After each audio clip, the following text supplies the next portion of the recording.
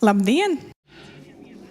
Good day, good morning, dear visitors, dear speakers of our Centenary Conference of the Ethnographic Open Air Museum of Latvia here in the Riga Latvian Society building, as well as on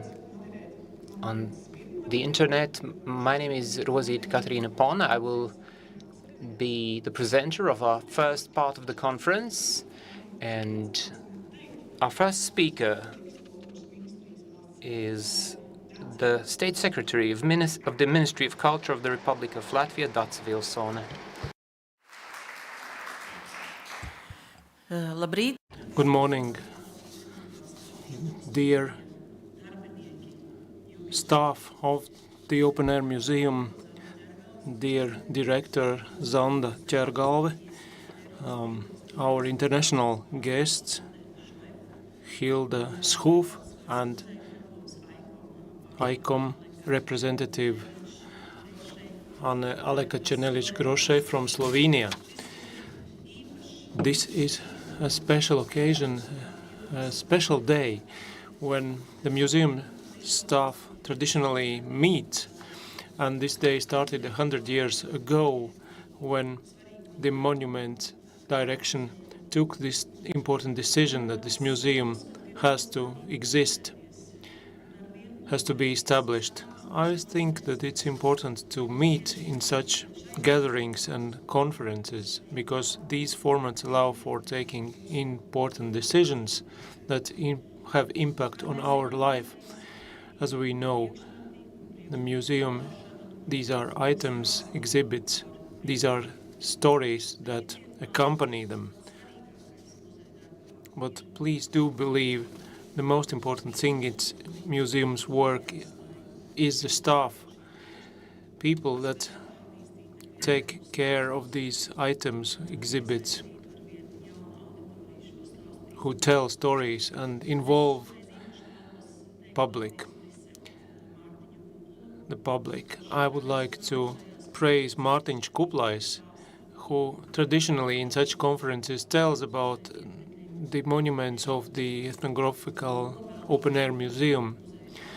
And I wish that every staff member of the museum would cherish and enforce our future stories.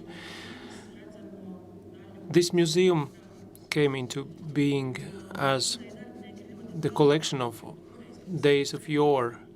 The staff was quite far-sighted, providential, that decided that these items need to be kept and the stories told for those who live today. And I'm pleased that our museum carries on telling this story for hundreds of years, and the immaterial, intangible cultural heritage takes an ever-increasing part of it. We cannot go ahead without the stories. And the museum has marvelous achievements in last years, in the previous years. There have been ups and downs and different moments, and striking balance between our wishes and possibilities. I hope and I wish that we could find this balance ever more frequently and carry on our heritage for the next centenaries. I wish a productive conference to all. Paldies, Vils. Thank you, Mrs. Vilsone, for the inspiration, the inspiring words, and now I'm honored to invite the director of the Ethnographic Open Air Museum of Latvia, Zanda Ķergalve, to give her speech. Ladies and gentlemen, colleagues, listeners, and viewers in person and on social media. Dear and very welcome guests and colleagues from the neighboring countries and European open-air museum institutions. Today we celebrate the centenary of the Ethnographic Open-Air Museum of Latvia. In 1924, the Monuments Board of the Ministry of Education on the 2nd of February decided to establish the open-air museum to preserve the evidence of the past contained in the wooden buildings and their furnishings. A century is a remarkable period of time, and it will not be superfluous to be reminded of the importance of preserving the cultural heritage of our ancestors in maintaining and nurturing one's country, language, and national self-confidence. In the words of the initiator of the open-air museum and the founder of the museum, architect Pauls Kundziņš, the Latvian homestead is the source of our nation's original strength, treasuring irreplaceable evidence of its life and work. The preservation of the cultural heritage of the Ethnographic Open-Air Museum of Latvia, 153,000 collection items, 144 exhibits in both Riga and the rural expositions in Vēveri, Vecpiebalgi, in the Cēsis region, the Vītolnieki village near Rucava, in the South Kurzem region has become a challenge in the current economic situation. In 100 years since the founding of our country, the scale of values has changed, with words gaining weight relative to deeds. Today, when so much is demanded and so little is given to the preservation of cultural and historical values, our responsibility towards the open-air museum, established 100 years ago, is much greater, as it is our duty to educate the younger generation in knowledge and traditions, as well as in crafts, passing on ancestral skills and wisdom to the future. In the centenary year of the museum, I would like to invite every citizen of Latvia and every organization to be inspired by the museum's exhibition and to remember that 100 years ago the museum was created thanks to the initiative of wise statesmen and the involvement of various organizations to make their ancestral heritage more accessible and understandable to future generations through real work or monetary contribution. 100 years ago, scouts, students, National Guardsmen, and representatives of other organizations helped with their physical labor by moving and installing buildings in the museum, while the state provided use of the infrastructure, thus making it possible to move cultural heritage buildings from the most diverse corners of Latvia. I would like to invite everyone in Latvia to remember that the preservation of cultural and historical values in the Ethnographic Open-Air Museum of Latvia concerns each and every one of us. To quote Pauls Kundziņš, the Latvian homestead has existed for almost 2,000 years. During this long period of time, the Latvian people, generation after generation, have led their lives in the homestead, inseparable from it. From ancient times until the mid-19th century, all generations of Latvians were born and grew up on the homestead.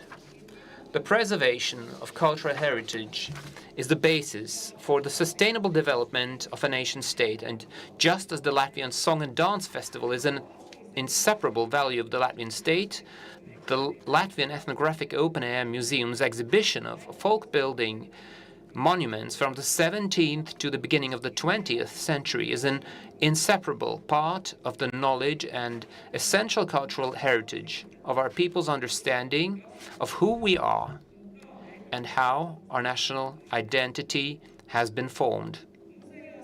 The museum employs knowledgeable, experienced, and attractive staff, historians, researchers, restaurators, and museum educators.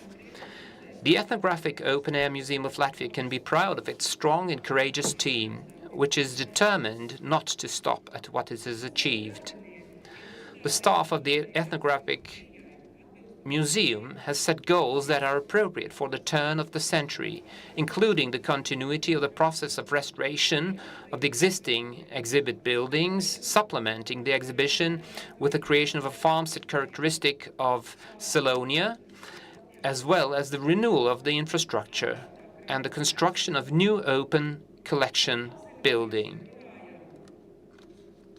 While being aware that we are talking about plans for a quarter of a century, we would like to emphasize the responsibility that we have and that of the Latvian statesman to the work begun by Pauls Kundziņš and his like-minded colleagues. In the centenary year of the museum, I would like to remind the Latvian government that it is the statesmen who initiate and take decisions of importance to the country, and I hope that at least in the centenary year, after a gap of at least 30 years, by allowing the necessary funding for the improvement of the museum's infrastructure, Latvian statesmen will be able to prove by their deeds that national identity, the formation of Latvian culture, and the foundations that our ancestors have laid still matter to the Latvian state and the Latvian society. I wish you a successful conference, interesting presentations and discussions, which will certainly contribute to the preservation of cultural heritage and remind you of the important role of the values preserved in open-air museums in building the self-confidence of any nation. I would like to thank especially our international participants for their presence and exchange of information, as well as my colleagues for their hard work in organizing this conference, and to the State Cultural Capital Foundation for their financial support. Allow me to quote the motto of the museum engraved on Kārlis Zāle monument at the entrance of the museum. He who studies the past blesses the future. Thank you.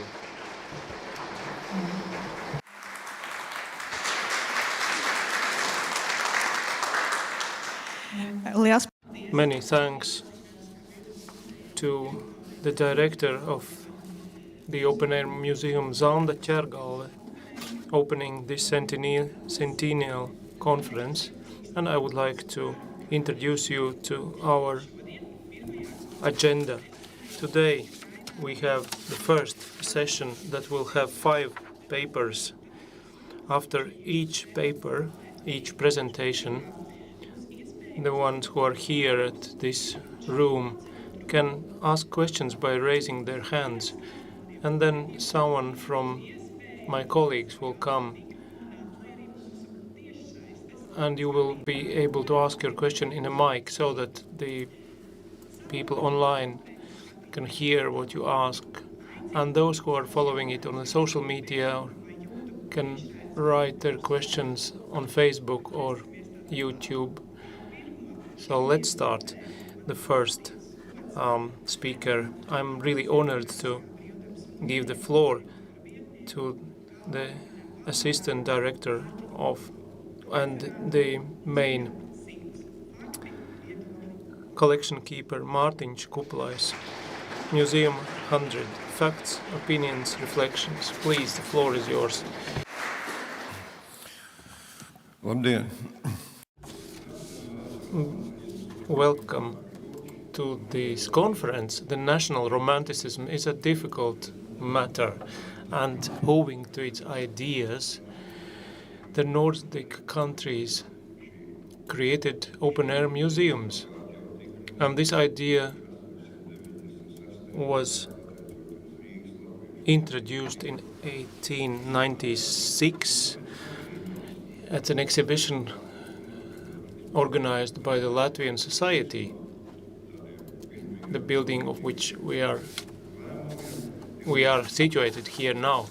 And on the 2nd of February 1924, there were representatives of Ministry of Education, Friedrichs Ozoliņš, the newly appointed director of the museum. It was used to be called the Museum for National History, Mārtiņš Kuplais. There was a professor, Tentelis, and technical manager Štāls, and they took a joint decision to establish an open-air museum. So this museum So the first thing to do was to look for the appropriate location.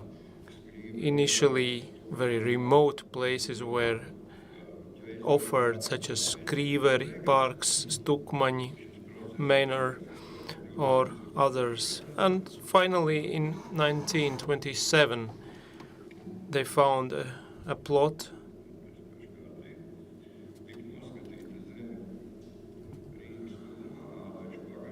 near Riga in Ādaži region. They were at this territory of Bonaventura Manor. And our national poet Jānis Pliekšāns signed this petition to the committee asking to grant land for establishment so that the museum could be established.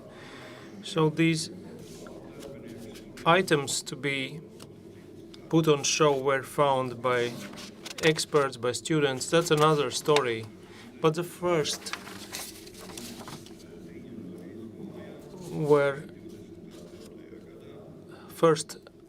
building that was transported to the museum was a threshing ground from Rīzgi.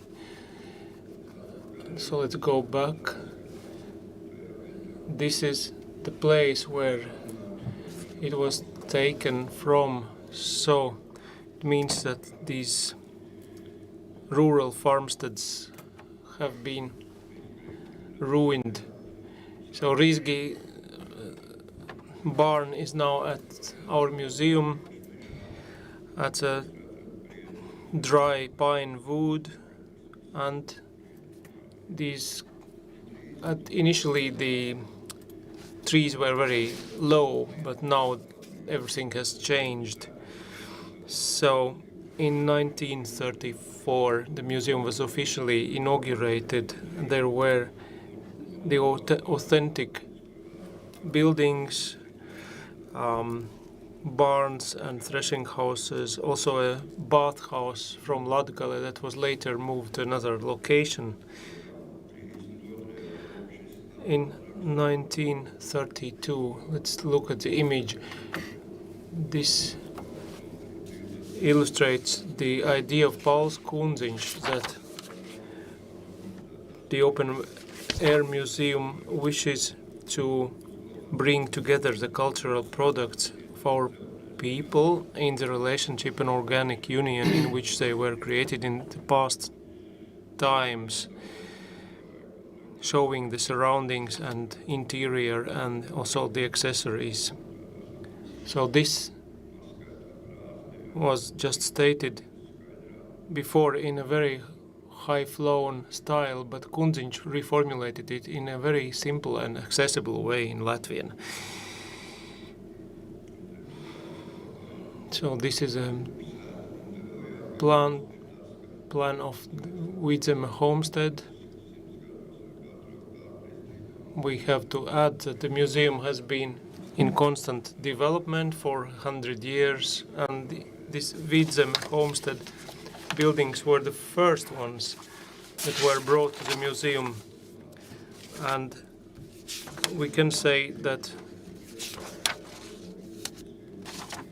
it's been growing. Kurzeme or Kuronia farmstead was established by building the barn in 1932, and then it was supplemented by other houses and other sites. So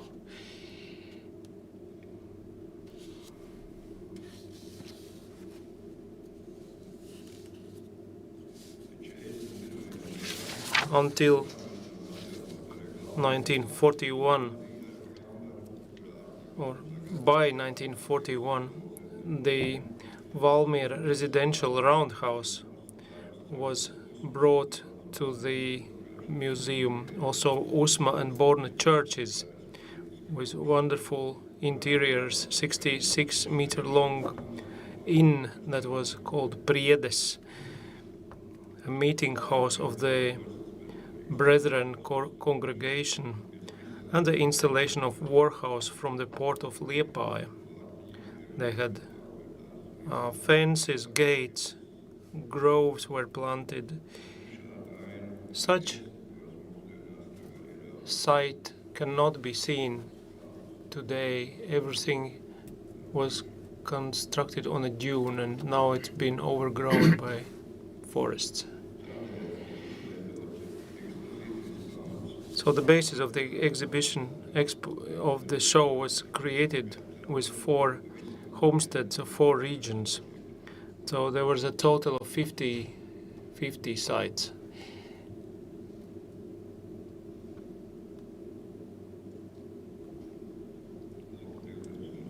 So you see the open air museum in 1940. In the 50s, a farmhouse describing the life of a retired soldier in the second half of the 19th century was brought. Also a Latgalian potter's house and kiln that show the last stage of development of these unique type of buildings.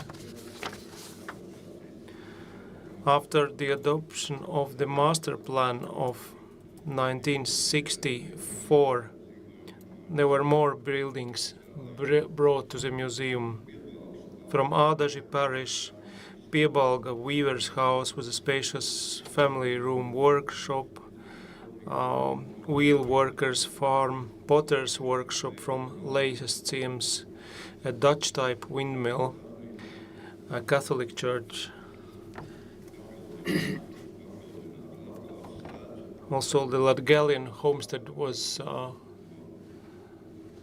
complemented. More buildings were brought to it, so it was incorporated in the new Latgalian village with this Catholic church. And it all Livonian fishing village also is harmoniously fitting the shore of Lake Jugla. So its location. Between 1991 and 96, new buildings were brought. These were new farms established as a result of agrarian reform of the 1920s. So these are the latest items. In 2004, the Kurzeme farmstead was rediscovered, reopened anew with a new dwelling house and also a farmhouse, which were found, moved and installed on the site of the burnt down buildings of the Tupeši farmhouse that was unfortunately destroyed. The museum, since its inception, was created as the common historical memory of the whole country. Each cultural and historical regions of Latvia, Kuronia, Vidzeme, Latgalia and Semigalia, was based on one farmstead, but adding local variants, a high degree of reality has been achieved. So we see the different social strata and the material culture they used to have. The development of building techniques and constructions is also an important feature to describe the way of life from the 17th century up to the mid-19th century. We see all the most characteristic tools and objects, furniture.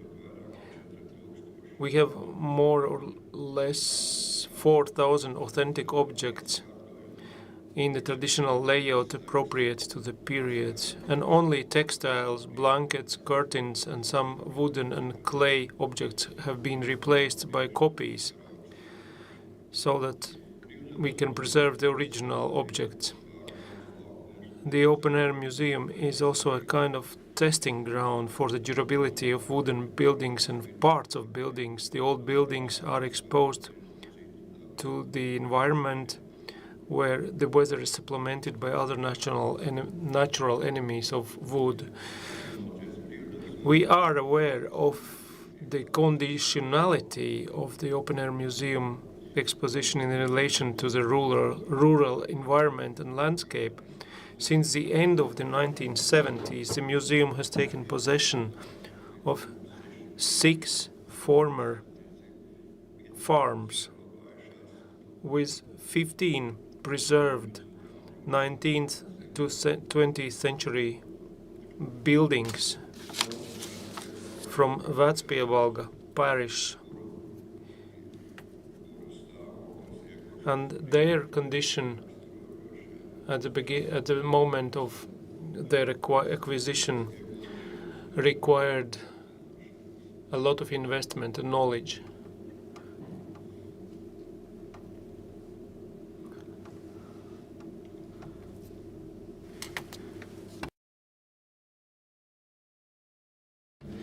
From 1989, farmstead Vītolnieki, 6 buildings and their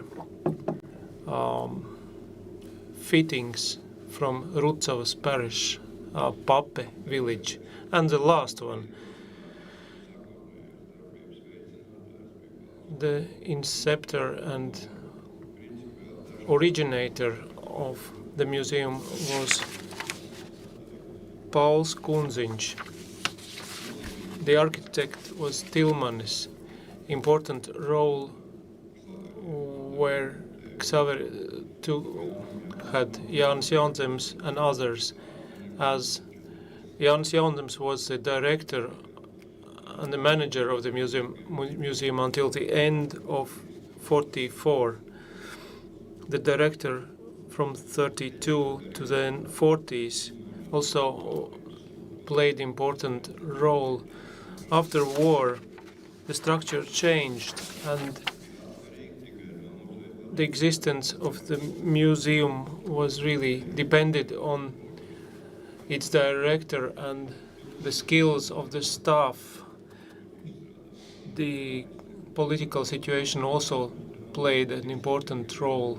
So the master plan of the 60s was successfully implemented. Nesterovs, the director from 64 to 80s, and Juris Indāns from 1989 were successful directors of the museum. There were a series of people that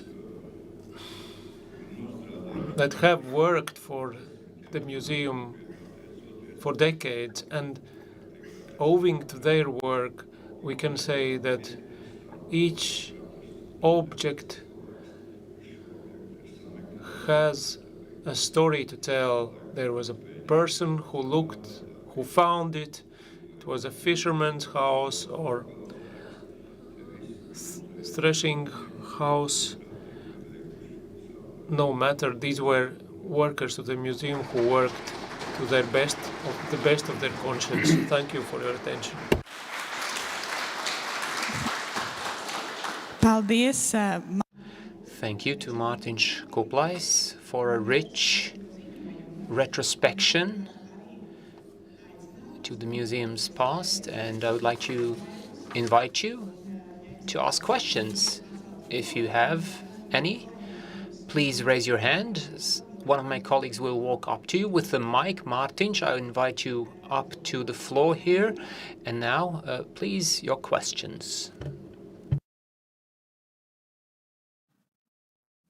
Ja jūs varat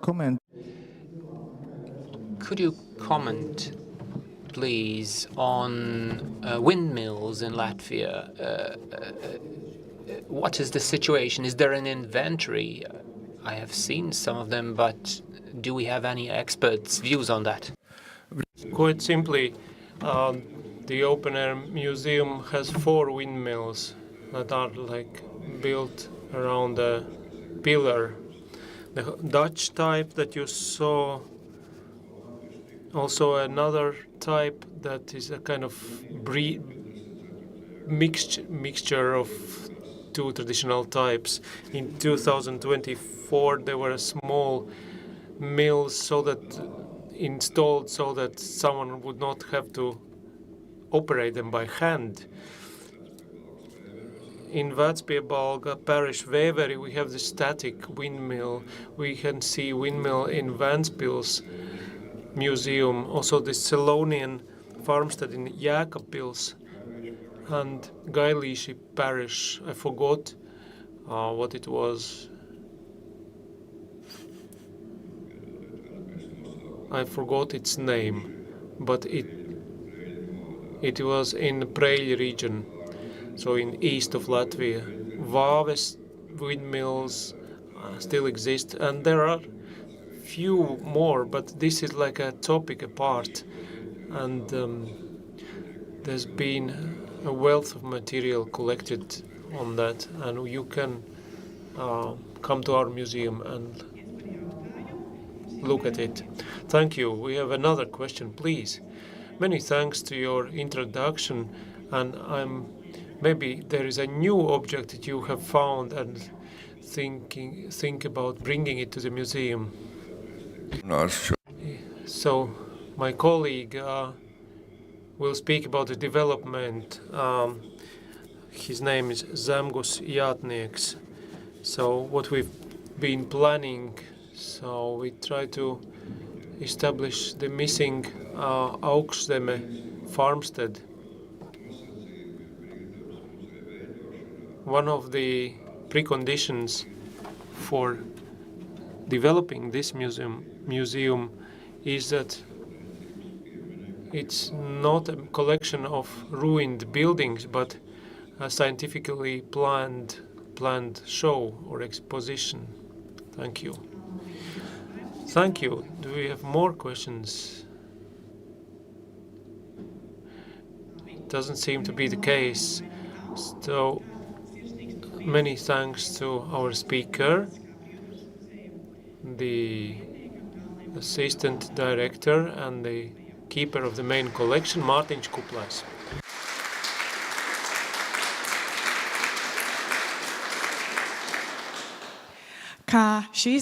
And our second presentation today will be by Mrs. Alenka Černevič-Krošelj.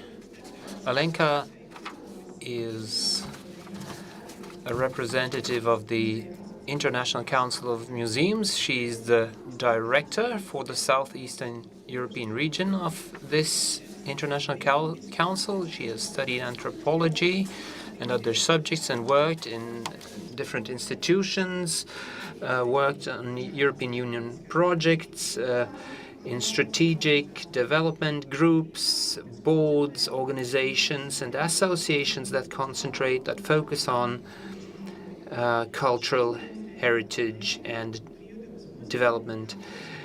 Her topic today will be open-air museums as co-creators of sustainable development, the situation in Southeastern Europe and Slovenia. Alenka, please.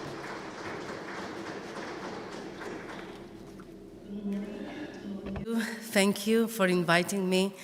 I'm really honored to be here on behalf of ICOM Southeast Europe, so from the other part of the Europe.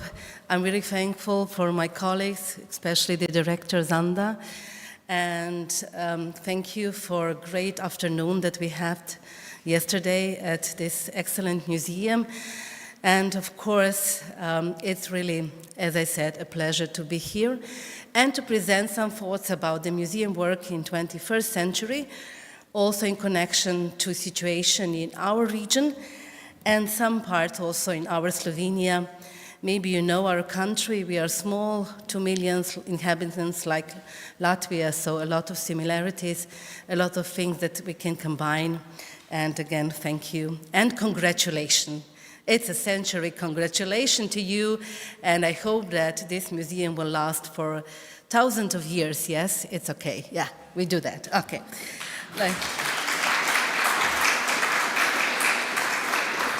So I have this pleasure to work in a castle, to be in charge of the castle. It's a regional museum, you see it. The town is very small. We have only 7,000 inhabitants, but we have 70,000 people that actually are in our community, our Posavje region.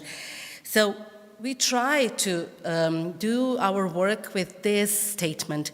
We learn from the past how to be more skillful and brave for the future. I think that this is really what we are doing, all you, everyone in the museum world. And this is actually my travel in the times of sustainability. This traveling from one part of Europe to another is not so sustainable, but I'm really glad to be here. And you see this purple dot is actually our small town, our small Slovenia. Actually, I went from Warsaw to Copenhagen and then to Rio, but it doesn't matter. Okay. So ICOM Southeast Europe, it's a regional alliance. You know that ICOM, International Council Museum, is a huge organization, worldwide organization. Almost every country participate, are the members. We try to enhance, to do the best work in the whole of the world, but there is always some specificities, some problems, some things that are maybe more connected to some parts. So that's why this regional alliance was established in 2005, and then we started to be a separate alliance in 2008. So we connect 11 countries. As you can see, we have Albania, Bosnia and Herzegovina, Bulgaria, Croatia, Greece, Moldova, Montenegro, North Macedonia, Romania, Serbia, and Slovenia. I know that in Latvia, I suppose you have some kind of similar history in one way. We have this socialist, communist time, and after 1991, you know, everything collapsed. It's also in this region. So mostly Slavic people, some other nations, but we try to be connected, and also museums can do a lot to support also peace. So what we do, we try to connect the important things. This was Red List that was published in 2022. Maybe you follow some migrations and other flows through the Europe. We are this on the very important path. So a lot of things, illegal trafficking, a lot of trouble things are doing. So we try to do that. And this was actually one thing that we managed to do in 2022. We also publish newsletters, so you can find on the website. I also have some with me, but my luggage is not yet here, so maybe tomorrow I can spread it around. So I can see news, so you can see what actually we are doing. So we will just make a few minutes, 2 minutes stroll through our projects, through our goals that we are doing. I emphasize intangible cultural heritage. You know that we celebrated 20 years of the convention last year and connected to open air museum. I think to every museum, intangible heritage is also very important. If we don't have the knowledge, if we don't have the skills, how can we work with the objects? How can we work with immovable, movable heritage? So this was kind of huge step forward in our protection of the heritage worldwide, in Europe also, to protect also intangible heritage. And as we saw yesterday, you're doing a very good job with it. You're trying to develop different kind of interpretation. You do that all the time. It's not just since the convention, you did this even before, but you know, when we have something like convention, something that is included in our legislation, that is always much better. So our initiative in our country, we have in Sofia, there is also in Bulgaria, one of the centers for intangible cultural heritage. We try to promote 17th of October to be International Day of intangible cultural heritage. So maybe somebody asked, why another international day? You know, it's always like that. Why do we need so much? Every day you have some important days. But you know, it's also very important. This is the position in the world. If we have International Day, if we celebrate it, this is a very important position. It has a special meaning. So please support us. And maybe we will achieve that. We are writing to ICOM, we are writing to UNESCO every year, but maybe someday this will happen. So we are also trying to be the partner in, trying to enable peace. We are from these countries, as you know, struggled with the war since 1991 to 1997. It's still a lot of things going on, for example, now between Kosovo and Serbia. Still a lot of challenges in this field, still a lot of anger and everything, because, the war never ends with this statement of peace. It's last and last. So I hope we will not have this in your region. And we are trying to connect also with different type of organization to promote, like we did this, common roots, lasting peace among the nations. Not always successful, as you know, but we have to try. So another thing that we also emphasize our work is leadership and governance. I think that in every, I believe, I know that in one way, that we have two problems everywhere. One is the finances. We also have more ideas that we can finance. Yes, that's true. Yeah, and then also with some political questions, like the director said, she emphasizes government. Yes, you have to take care also things that we have now plans. We know what to do. We just need your support. It's not always just financial. It can be also otherwise, society-wise. When we had COVID. It was also a struggle. What is the most important? First, of course, hospitals, health, and other material things. But museums came quite soon because you have to also enjoy your life. You have to have the quality of life. So that's very important. Okay, so we try to improve also on field of leadership and government. So that's why we are doing these projects, worldwide projects. Intercom is another international committee for museum management, and then we try to connect Southeast Europe, Central Europe, maybe this eastern part that we have more things maybe in common, and also with countries that were not so involved in ICOM, like African countries, also some part of South America. Okay, this one also, a leadership alert. It was kind of answer on what was going on during the pandemic times. And now we are doing this museum leadership in mitigating risks in conflict and crisis. We have not just crisis connected with combats and so kind of this thing, but we had quite a lot of earthquakes lately. We deal with floods. We deal with, of course, economic crisis, like everyone. We have energetic crisis. For example, there was a huge increase in costs for electricity, for gas. For example, our museum, our castle still has the heating, oil heating. So that was like prehistorical heating, we say, but that was advantage in these years because everything that was connected with electricity and gas really increased, and nobody wanted to sell this to small museums. So many problems. So we try to do that also to have the solutions through different projects, through connections. So we added now also ICOM Arab. Maybe they will give us some kind of energy. I'm joking there. They cannot. But also the experience. For example, Morocco dealt with the huge earthquake just last year. So we're trying to connect and build the partnerships also in different parts of the world. So we all want to be that we are open to the public, multivocal, inclusive, participatory, democratic, independent, with strong statements and so on, sustainable, dedicated to development, fair development, friendly for visitors, employees, users, and everyone.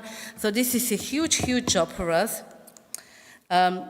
But I think one of the most important things in CEE countries, Southeast Europe, I expect that it's also everywhere, is this ICON statement of the independence. So regardless who is financing us, we should stay independent. Nice statement, yes, but not always very easy job for us to do. But okay, we have to have a plan, we have to have a strategy, so that's why we also focus a lot about leadership. If you have good leaders, it's not just the director. It's leader like your colleague Mārtiņš, I can see it yesterday. He led this museum for decades in one way, so very important. And all the other, everyone that has a task, that have ethics to the job, it's a leader. It has to be independent. So through many things, we emphasize ethics, of course. In ICOM now is renewing the ethic codes that we try to apply. You can contribute to this also. It's possible. Just go to the ICOM site. This is very important. Legislation is legislation. It's not the truth in one way. It's not the justice. It's just legislation. So ethics is very important. And what museums are for in this world, we have to tell true stories.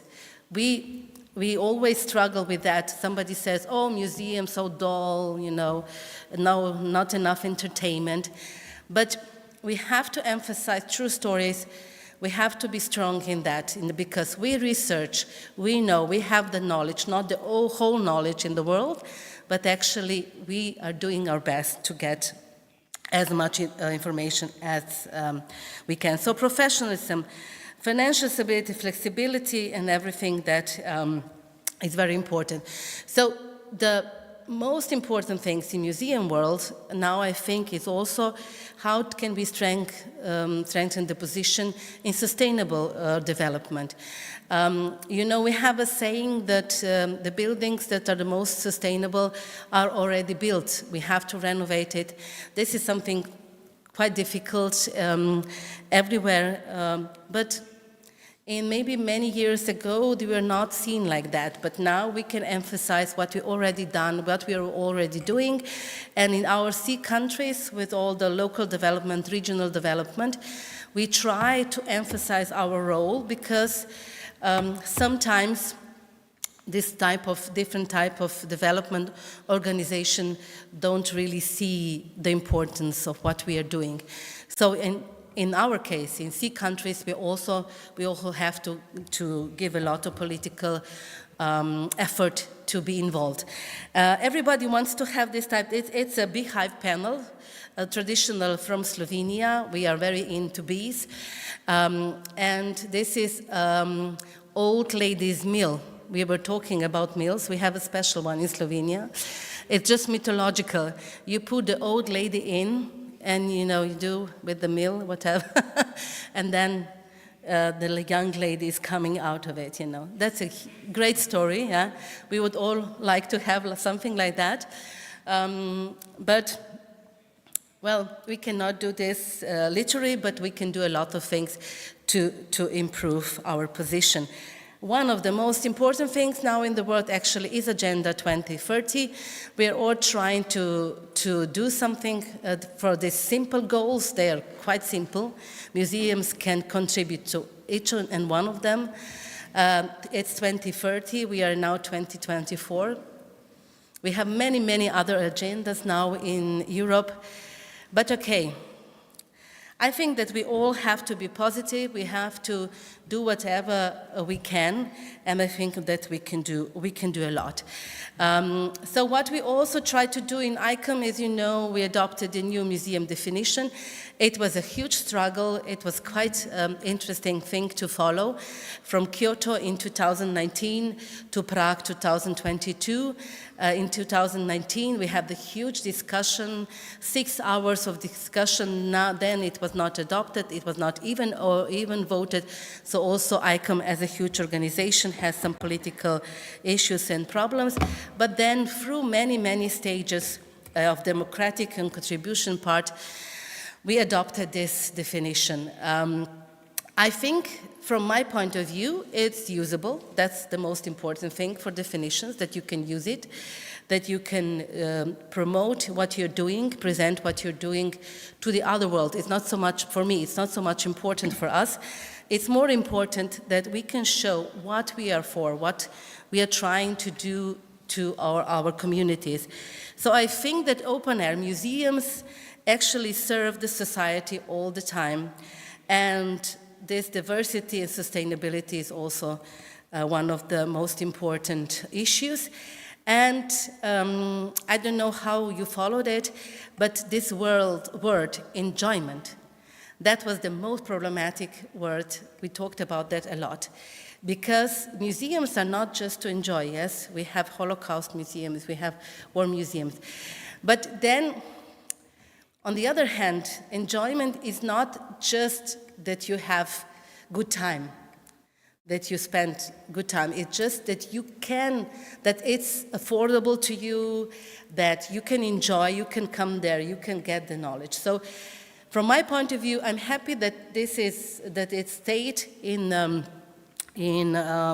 museum definition, and that of course we have to explain when we talk about some more contrasting history, some more contrasting stories that are told in a museum. So ICOM tries to do that. Just 2 days ago, published a new statement condemning violence. What we have a problem is that we have around 30 war zones in the whole world, and when we try to condemn Russia against Ukraine and everything, there was ICOM members of some other part of the world say, okay, you want to do this because it's in Europe, what about all the other places all over the world? So now ICOM tries to be more, not so much specific in one way, but to condemn everything all over. So I have 5 minutes, who is counting? Yeah, I'm trying to talk slowly because I know the translators are working hard and I didn't prepare the written. Okay, so now we go to have a small stroll around our open-air museums.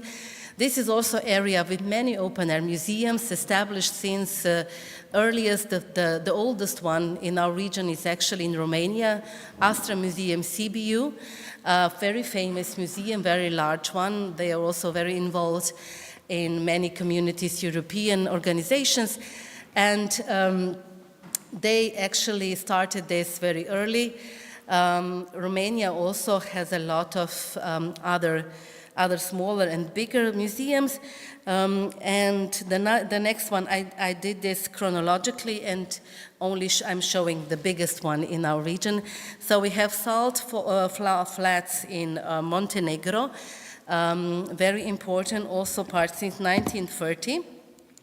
Then Croatia, Staro Selo Kumrovac, Old Town Kumrovac. If you know our Josip Broz Tito, he was president of Yugoslavia, former Yugoslavia. He was born in this village. So it started in 1954. It is still a village. It's still an open-air museum that has a lot of visitors, especially on the 25th of May, when Tito was officially born. And this is still a kind of pilgrimage, you know, like good old times with the Yugoslavia, sometimes imagined, but okay. So in 1964, we have open-air ethnographic museum, ETAR, one of the largest and also very well known from our region. They're also very involved in different types of organizations, trying to be active. Now they're building a hotel very near a lot of European funds they managed to get for the development. And I'm happy that I met colleagues from there, last year. So they're doing a lot of things. It's not just like yours. It's not just about the buildings. It's all about other things that. There's Albania, Berat, Old Town, 1979. Then Serbia, Sirogojno, also one of the more typical. So as you can see, 80s, late 80s, late 70s, early 80s, this was the time in our region to establish, because why? A lot of new buildings were built. People wanted different way of life. This was a huge switch. In most parts, that was the time when the plumbing came to the villages, electricity and so on. I have no idea how it was in Latvia, but I know that these were the times of development. Industrialization really came to the rural parts also. So this was the time, this was actually the right time for do that. Stolac in Bosnia and Herzegovina, and one of the newest and the biggest one is in Moldova. Moldova, you know, it's very now country that has a difficult situation. Also in museum work, we have one great colleague that is coming to our meetings, and they are working in these really awful conditions. North Macedonia, this is one nice new built one connecting with archaeology. Ohrid Lake, one of the most beautiful lakes in the whole region. And what always surprises me, but that's actually true, the oldest one is Parthenon, open air museum, they call it, even though now they have the new museum of the Parthenon. They have a big struggle, what we'll do. Managing the visitors is a huge, huge strategic thing that they have to decide on. I will talk about it a bit later. And Slovenia, of course, we have many, many homesteads. One of the most organized is Museum Rogatec since 1981. One of the new is Hair Rack Museum. They have more than 30 hair racks, typical double, one trying to also keep this very alive. So Slovenia, this small hen-shaped country, it's green country, 74 members of our Slovenian Museum Association. We try to do our strategic plans according to sustainability. I think the whole world is trying to do that, and also to be very good part in this 16-goal peace, justice, and strong institution. What we talk about is handprint and footprint. We just talked about that yesterday. Coming here is a huge footprint, but being here, for me, it's a huge handprint because I meet all of you, I have connections in person, and this is very important. So we're trying also to switch the methodology, be involved everywhere. We also have a water tower. I saw some water towers here.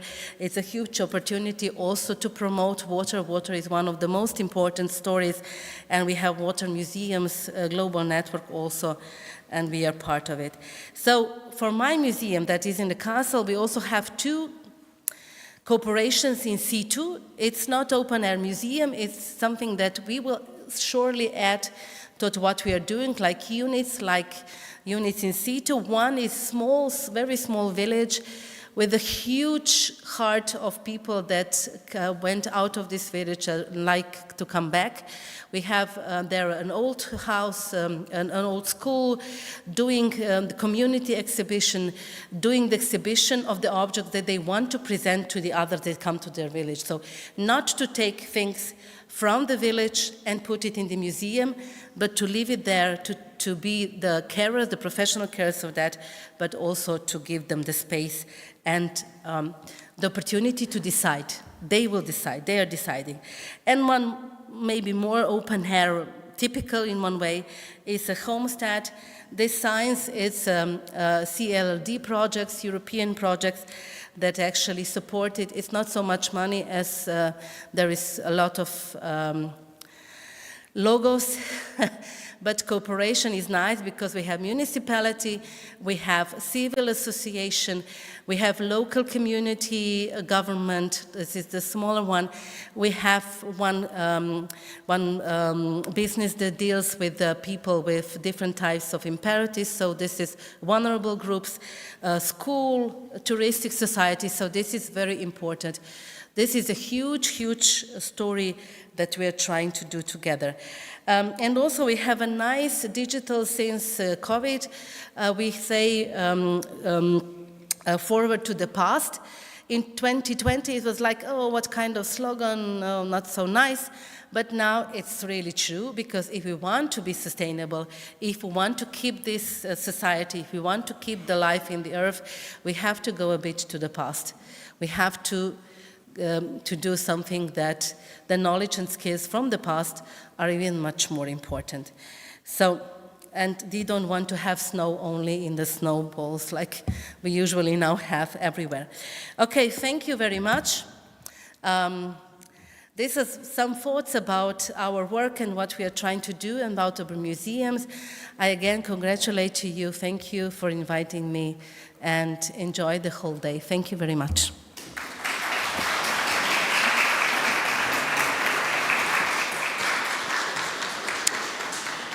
Teikšu paldies Alenkai. Thank you, Alenka, very much. Many thanks, Alenka, and I invite you to ask questions. you can ask them both in English and in Latvian, and I will try to translate, and the interpreters will translate Lenka's answer.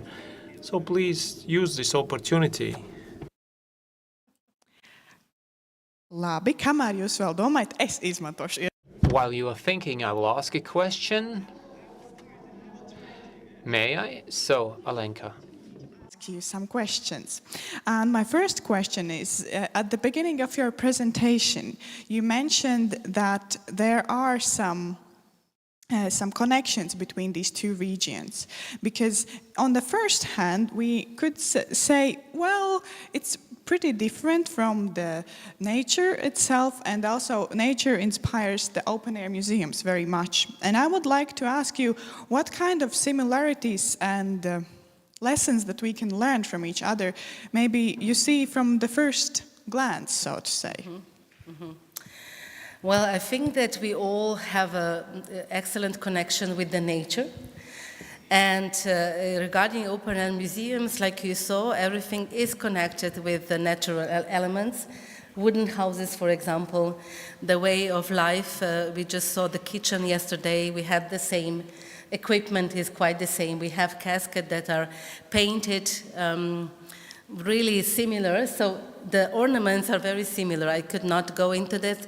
But I think that, like we say, at the same time, really similar things appear in different regions.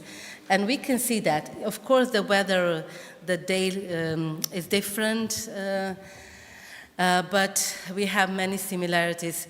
We also have this similar history, connected with after Second World War situation. We were lucky to have Yugoslavia in one way. We were not invaded, but anyhow, we wanted to go out of it the same year that you did in 1991. So we all have, and this is the same with Romania, the same with Moldova, not only Bulgaria and Greece and Albania, but Albania opened just recently. So very contested histories dealing with a lot of identity issues. And I think that museums also help us to give identity, not nationalist-wise, but this difference that we need in this global world. It's not that we have to respect all the others, but also keep our identity. I surely believe that that's very important. Not to press the others, just to know who you are and where are you coming from and where are you going, because I think that that's very important. Thank you, paldies. Vai jums ir vēl kāds jautājums? Do we have any further questions to Alenka? Michelis. How it's important that true story should prevail over fiction. And I want to ask, what is your experience in making sure this ideal becomes reality? Oh, yeah. Maybe you notice I'm also a lecturer at the Faculty of Tourism. And tourism now is all about activities, experience, enjoyment in this part of enjoy, not to learn. It's about that. I've been there, I experienced that, I tried that really changed me. I like this statement because I think that museums can give you this. If you go to the museum, if you're open to what we are telling to you, you can change your life, not completely, but in some fields. So I believe that we have to be very strong because imagination is always big. We also deal with that in ethnographic world. We collect, of course, stories that we cannot prove. This is also discrepancy with that when we talk with this other field. We say, well, but you have legend, you have mythology. How can you say that that's true, So it has to be a good balance, and we have to be strong in our research and in our profession. And ethics is always also with this respect. This is short question, short answer. Thank you. Thank you. Yes. Do we have any more questions? Vai mums ir vēl kādi jautājumi? Jā, lūdzu, tajā pusītē mums ir jautājums. I would like to ask about architects and ideas from the past building. So, for example, like in Ukraine now is this big question of self-identification, and they want to erase this Soviet building style, and there's no modern architects are a lot of looking from the ethnography, from the shapes and the style of the buildings and the materials. So perhaps something like the same in Balkans happening? Yeah, it is happening because I emphasize 70s and 80s. All the houses were actually unified, you know. You could build only two types of the houses. And people actually don't want to live in the same house as the neighbor, something like that. And the shift was now in after 2000, when the economy grew a bit, and we have so now abundance of different types of colors and shapes and sizes and so on. So now we're trying to go back to ensure that our cultural landscape will not be like this. If you go through Balkans, you will see red houses, yellow, green, whatever, because from one regulation to abundance of without regulations, and now, like you said, we're trying to rebuild our cultural landscape with something that is more connected with nature that actually it was until 1950s, 1960s. If you see, for example, villages around Pannonic Field, they were very, very well designed and very, very in connection with the nature. So thank you for this question, because this is very important, but it's a huge work. It's a huge work. I hope that you will come and you will see what I'm telling. And one of the things that happened in 1970s is that the architects, the plan had a kitchen in the first floor. And you go to these houses and everyone actually changed the kitchen from the first floor to the ground floor, because the kitchen is the main space for communicating with visitors and everyone. They wanted actually to switch, that the kitchen will be a private place. But in all Balkan countries, this is an open space for everybody that is coming. So this is quite a nice connection, that when architects don't think about how we live, the way of our lives, it's always a huge mistake. Paldies, Alenka. Thank you, Alenka. If there are no further questions, I will thank our presenter.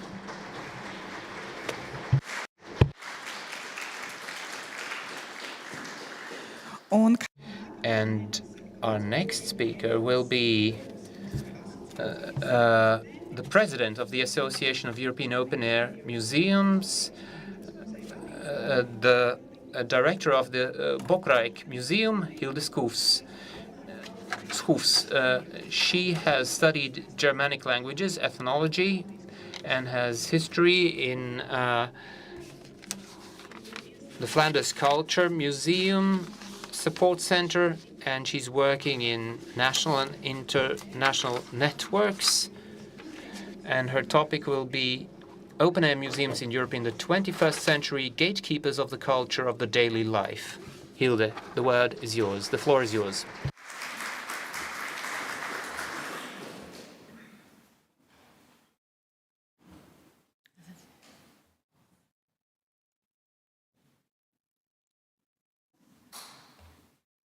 Good morning, dear all, dear directors, dear team. This is how, in our country, in Belgium, women or men who turn 100 years old are celebrated. And it's with flags, it's with cake, it's with champagne, coffee or tea. The people they know, which is often only a handful anymore, but they seem happy, don't they? And there are 3 of them, which is also good. The question arises, though, and I didn't know about the Slovenian mill because I like that image very much. Put an old one into the mill and you turn out young again. So my question was for this presentation, how can you turn a 100-year-old museum into a vibrant, relevant place and space for people of today?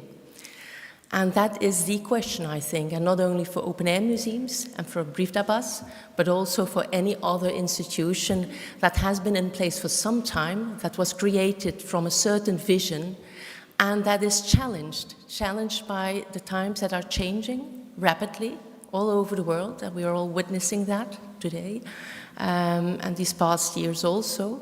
And it means that we have to reinvent ourselves and keep reinventing ourselves. And how do you do that?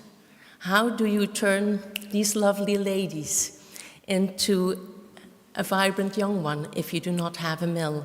Well, in my own museum, we tried to find a solution to that. And we kept the building blocks. And as you can see, all the different elements of the 124 historic buildings of our museum are present in the image. This is an image that we had Philippe Dujardin make. He's an artist photographer from Belgium, and he tries to deconstruct and reconstruct images of existing buildings, mainly, and turn them into a new vision. And when the museum turned 60, we invited him, and we said, well, we are in dire need of a new vision. We really need a transition. And we were only 60 years old, can you imagine? So that means that we really need images too, not only words, but we need images, because images are powerful, very powerful. And this is what he made. And I remember clearly our open-air museum opens at the end of March. And we had this image in trendy magazines and glossy newspaper magazines and in billboards, and it said reopening 31st of March 2016. It's always a jubilee moment for myself. It's not special, but the first day of a museum season, you want to be there. So I was there at the entrance. And normally, to be honest, if we do not have a giant exhibition, we see a handful of trustworthy visitors that visit us year after year to come up and show up. This year was another year. I'm talking about 2016. Instead of people dressed in country wear and boots, which is suitable for an open-air museum at the end of March, we saw people dressed in trendy black, high heels, and with an agenda or a newspaper in their hand. And they asked our staff, where can I see this? First it was funny, and then it turned out to be a nuisance because they were not the only ones showing up that day or the days after, because everyone thought, the museum has changed, I have to go there. And I think while we were discussing our vision and our mission with our staff, and we are a large group of staff, very different teams, very different people also, this was the best impetus that we could have as a museum to really discuss and have a discussion about why we need to change, because they saw that there were new audiences coming that were attracted by the new language and the new images that we were putting out. But what is in the name? Open-air museums. Well, actually, I'm used to running around a little bit, so I try not to hop from left to right. The rise and shine of a phenomenon. We tend to say in open-air museum gremia that Skansen in Stockholm is the mother of all open-air museums, but actually Bihdøy in Oslo is the father of all open-air museums, and with an advantage of 10 years, because King Oslo II, who was then king of Norway, Sweden, which was a Gesamtkingdom at that point of time, in his royal palace and his environment, he actually copied what Marie Antoinette did at Versailles not that long before. Because she too, only we do not have images of that, and she brought to the Versailles grounds a farmstead, and a mill and some local buildings, a dairy. And what she loved to do there was she dressed up. She dressed up as if she was a local villager living two separate lives, the life of luxury and at the same time the life of simplicity in her self-made small open-air museum.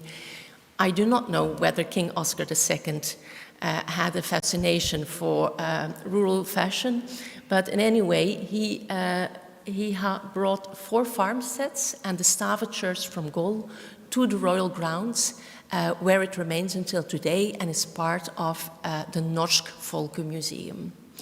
10 years later, in Skansen, Stockholm, Djurgården Island, Arthur Hazelius really got the vibes going, and he established an open-air museum that we do consider today as the mother of all open-air museums. And I was looking for a picture, historic picture, and I saw this one on the internet.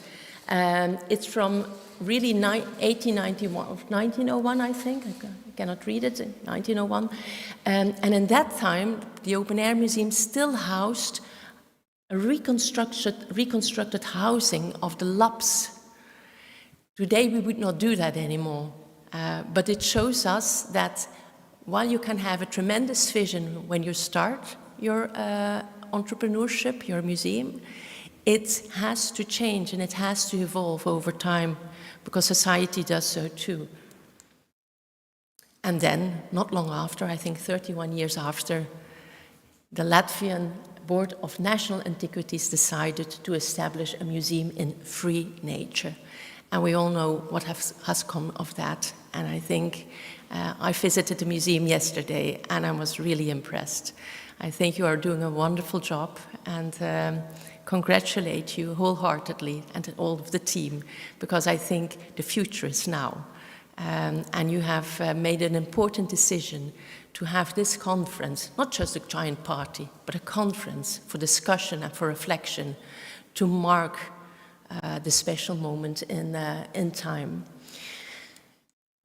There came more open-air museums, and this is how Brivdabas looks like in sunnier times, I guess. We had the pleasure to visit in the snow. And in 1966, there were so many open-air museums already that a small group of them from Central Europe, West and Central Europe, decided to found the Association of European Open-Air Museums.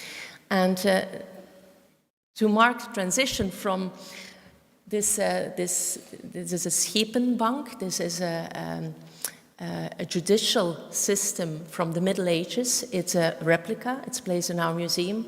And normally, if you lived in the Middle Ages or late Middle Ages, and you would have stolen something, then you came before this schepenbank, because there would sit the judges, the mayor and the sheriff and so on. The picture next to that is the association in 2016, when we existed 50 years. And we deliberately chose a photograph that was much more dynamic. And again, it shows how society has changed and how our notions have changed about the conditions we operate in as museums.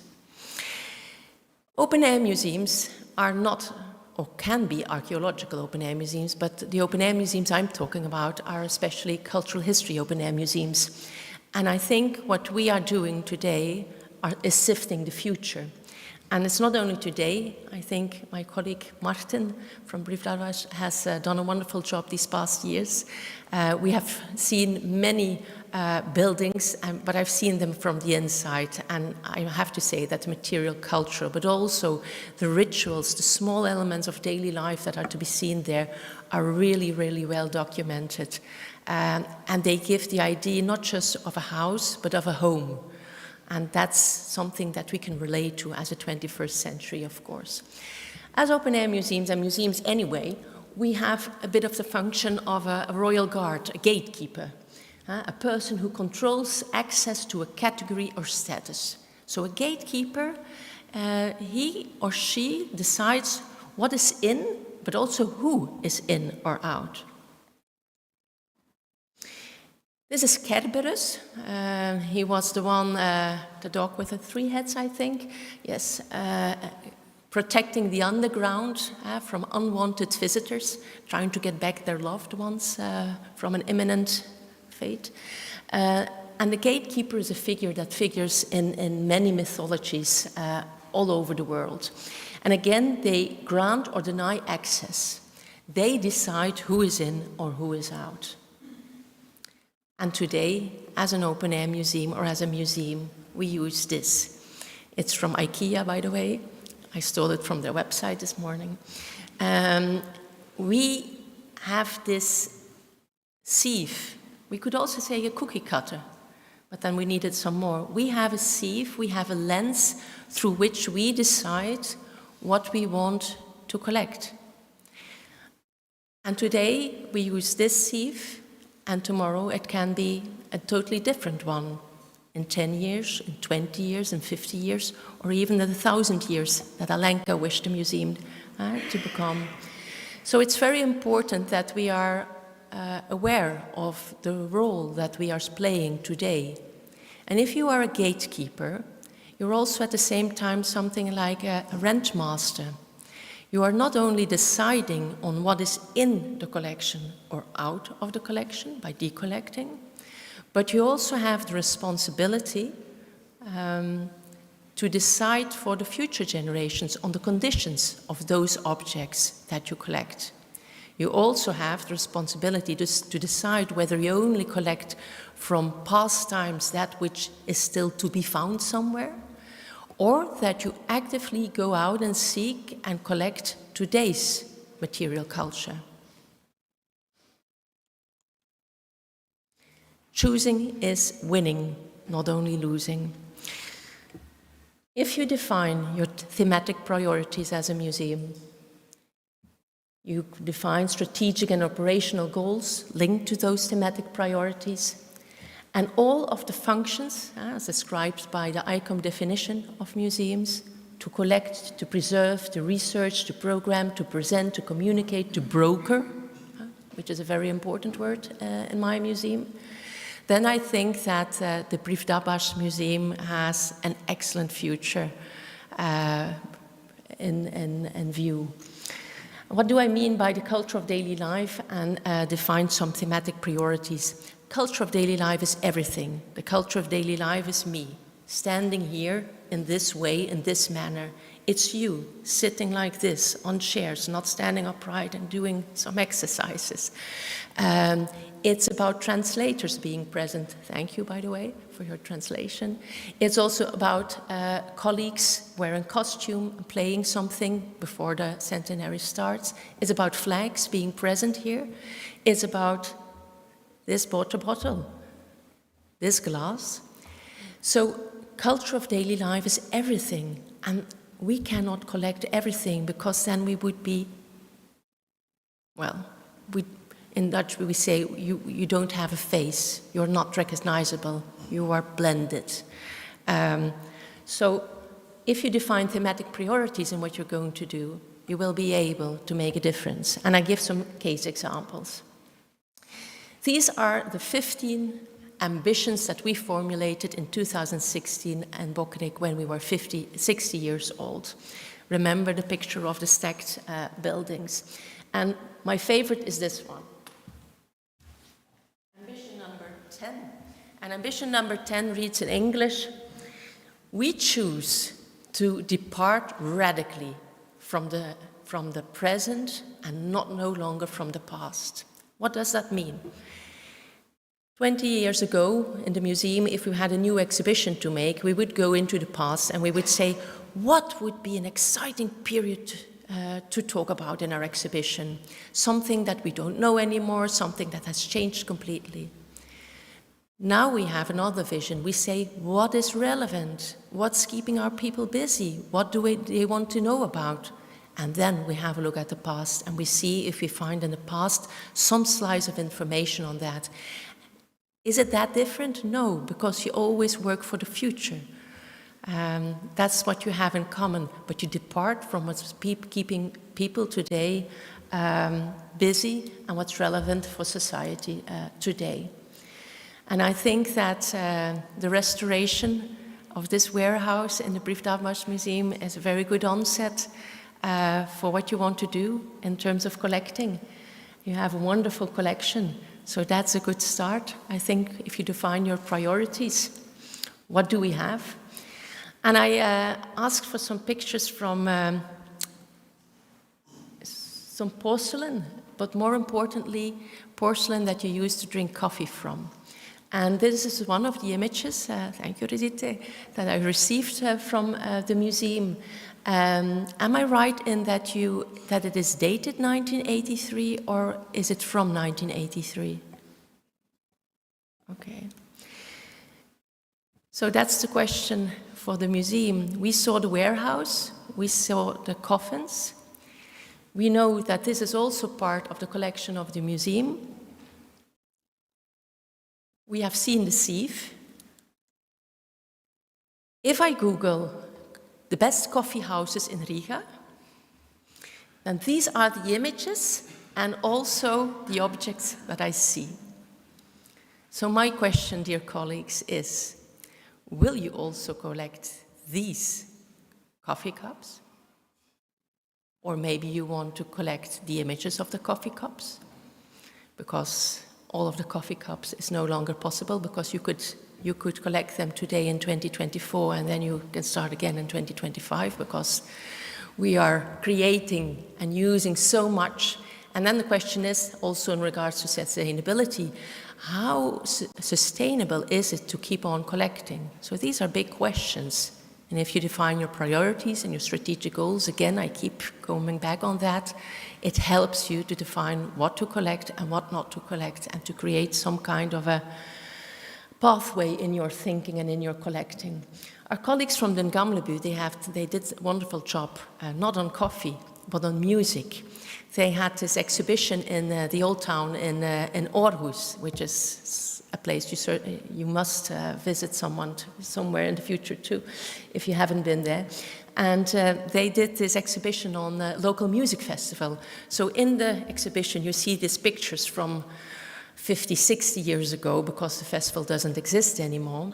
But they said, well, but we have such a strong music culture here in Aarhus, and nobody knows it. And okay, the festival doesn't exist anymore, what can we do? So they created a hashtag on Instagram and on Facebook, and they asked everyone attending a music festival that year to post a picture with that hashtag, because then they were allowed, according to internet or social media rules, to use it.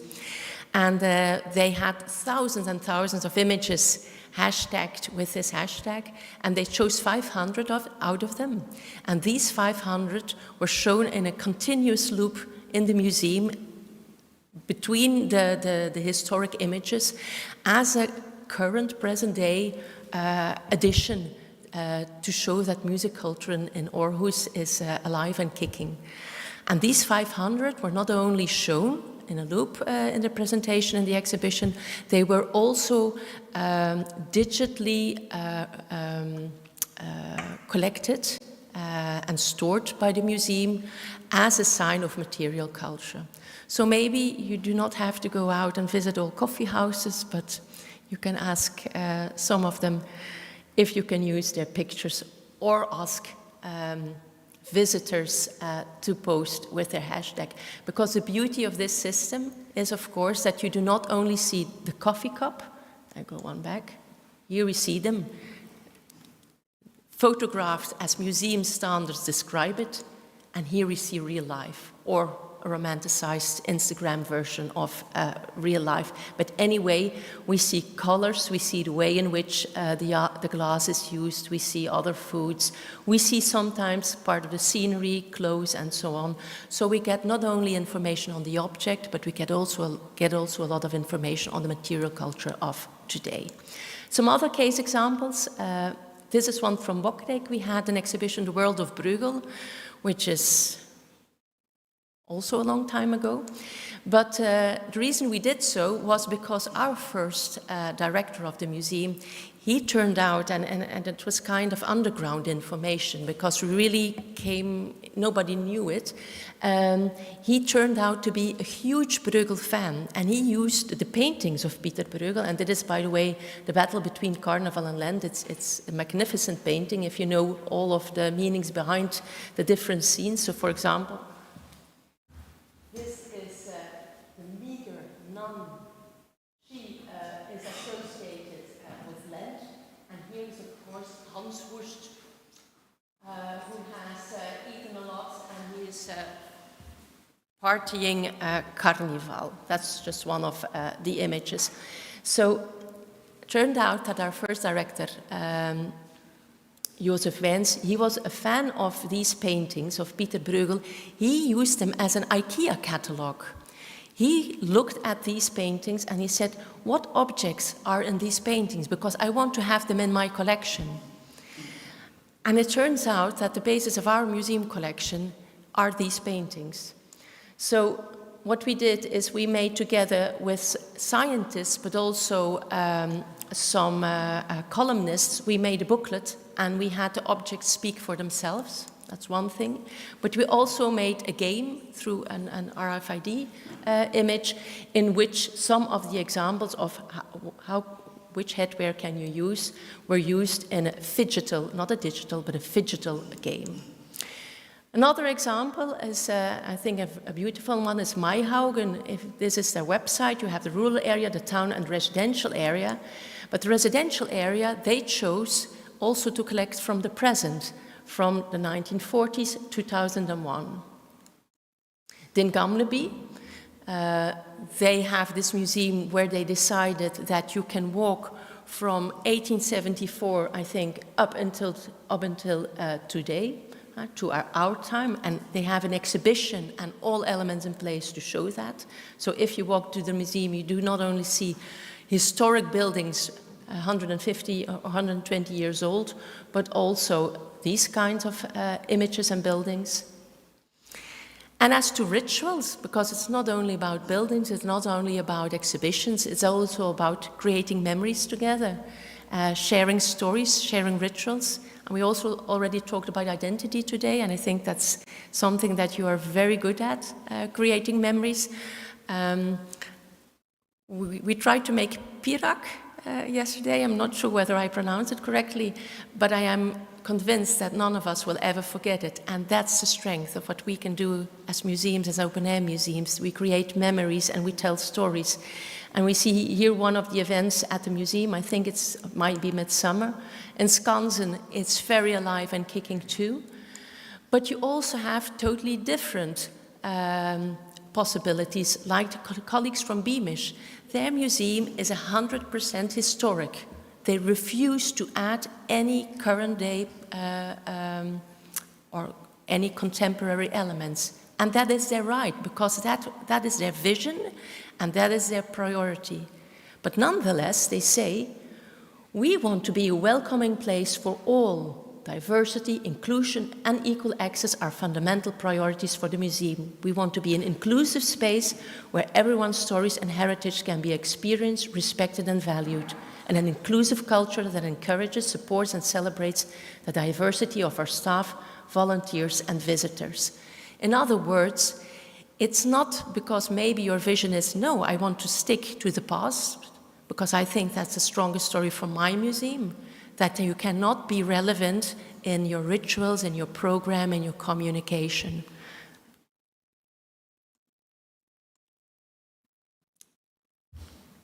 And I very well hope that you will remember this beautiful centenary and that it will give you the impetus for the next coming years. Thank you very much.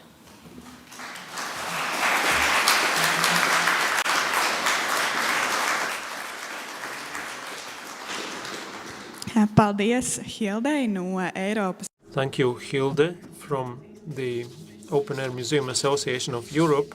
And I would like to give you the opportunity to ask questions. Tā, Miķel, vai kaut kas tavā galā? Miķelis, is there someone? And there is one question, please. The mic. Man jautājums. I have the question. What do the international organizations do to preserve cultural heritage in problem areas? We know that Ukraine has many cultural monuments, museums, and insanity is going on there. Museums are ravaged, looted. Do the international organizations have impact on those who wage war, so that there is not an empty space left after this? The international organizations and, for example, also the Association of the Open Air Museums do something in order to help those places in the world that are currently under war situations, as, for example, in the Ukraine. Yes, we do.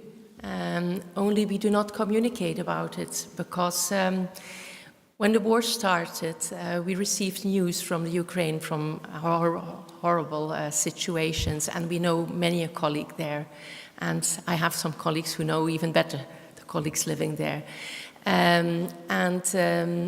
we had this discussion going on whether to communicate yes or no, because we wanted to give them as much materials as possible, because that was the easiest way to help, to stay in touch. That's first and for all, to wish them strength, but also how can we help the museums there, the open air museums. And I have to say that the colleagues who were very actively involved, and I cannot say who they are, they implored the association not to communicate on who they were, because they said it was too dangerous for them to communicate. So they have been driving and bringing loads and loads of materials that they collected in their neighborhoods to the museums in place, and they still have contact with the people working there. But they felt it as dangerous, and they didn't want to be involved, neither also in the diplomatics or the politics of their own countries. Thank you. Paldies. Vai jums ir vēl kāds jautājums? Thank you. Do you have any more questions? If there are no more questions, then I would like to announce something more important. I will translate for you, okay? Because it's important that you understand. Pirms 100 years ago, this day, the decision was taken to establish the museum, and 100 years on the 2nd of February 2024, we would like to give your centennial badge of honor. That's a special award from us. Yeah, it's so interesting. So, 100 years ago, it was the day when this very important decision for us was made, the foundation of the museum. And today, 100 years later, we are opening our special museum sign of honor. And the first one today, we would like to give also to the European Association of Open Air Museums. And therefore, I will invite our director, Zanda Ķergalve. Thank you very much. I feel quite honored.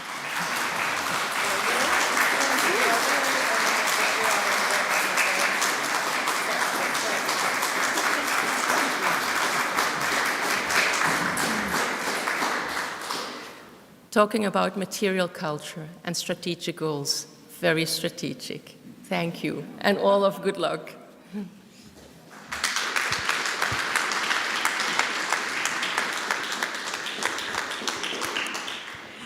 Paldies. Thank you to the President of the European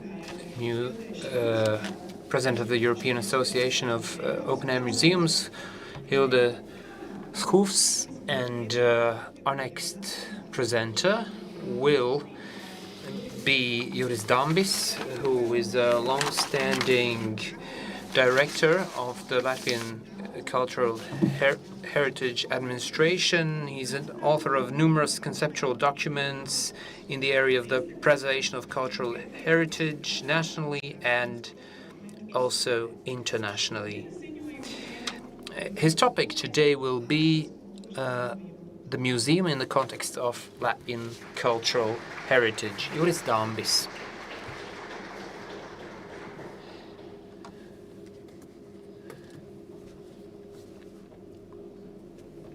Ladies and gentlemen, dear colleagues, dear staff of the museum, dear visitors, my topic is a little broader than that. I would like to look at the system of the protection of historical monuments, and this is a topic really, or an issue not really about the past, but about the future. To see the real role of the Open Air Museum and what it has achieved in this centenary, we cannot look at this separately from the topic of the preservation of monuments altogether. How is this idea of the preservation of monuments developed? Last year we celebrated 100 years since the establishment of the system of the preservation of monuments, but 1976 was also an important year, I'm sorry, 1666, which was the year when King Charles VI of Sweden decreed the preservation and the protection of monuments, all monuments, under the care of the king. How has this idea developed in the centuries to follow? In 1846, the Ethnographic section of the Russian Geographical Society organized the first expedition to Vidzeme and Koronia regions, and Latvian experts were the ones who did the main work. From 1894 to 1895, 10 expeditions were organized to different regions of Latvia, during which about 6,000 objects were collected. In 1896, this was an important year to Latvia. In Riga, the 10th All-Russian Congress of Archaeologists was held, and at the same time a broad ethnographic exhibition was organized, which was perhaps the seed for the museum of the Latvian Open Air Museum. In 1923, the law on the protection of monuments was adopted in Latvia, and the Monuments Board was established. In 1924, the Monuments Board adopted a decision on the establishment of the Open Air Museum. In 1928, the first ancient monument, the Rizgu barn, was established, erected, and in 1932 the museum opened to visitors. Let's have a look at some of these documents. This is the original law, pieminekļu, monuments, with a long vocal E, derived from pieminēt, a verb which means to remember, and this was all in all a very good law, although there were broad discussions and even quarrels about the law.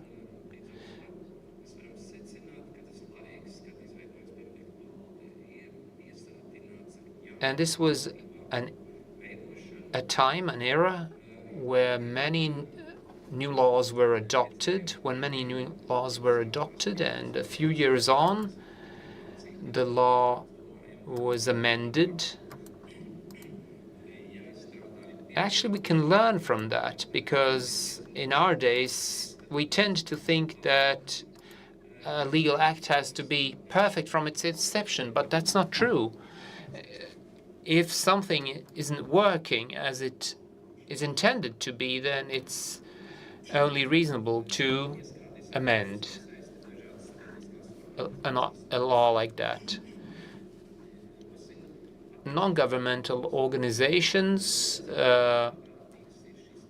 made proposals to amend this law, and there were lots of proposals like that we can see here.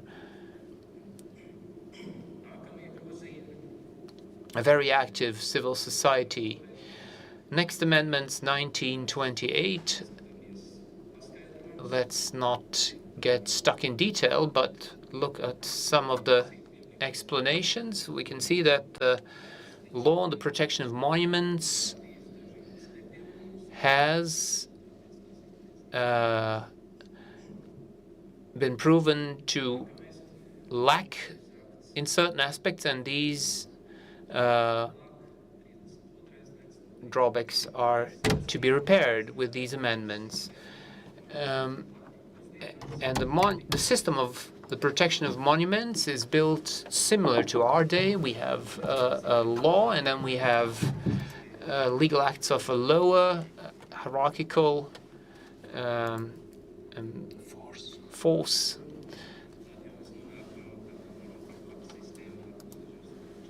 And in 1941, this is the Latvian SSR, the Soviet Socialist Republic, adopting this legal act with a seal of the Monuments Board, which was still operating. This is the document that we are discussing today. On the 2nd of February 1924, the Monuments Board met, and under 3B, a decision was taken to start inceptional work to establish an open-air museum, and certain funds were allocated for this.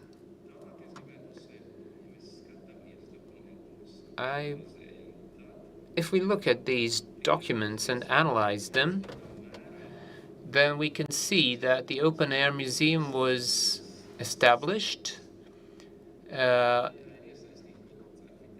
under a system of the protection of monuments. Many architects were involved. There was an inventory of buildings, of monuments. Each object in the open-air museum had a passport, a document, and this is on the Rīzgu barn, the first object that was erected or set up there in 1949.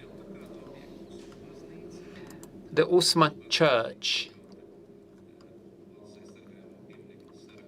was regarded as a protected monument in 1928, and in 1932 it was decided that the church should be moved to the open-air museum. It's interesting to follow the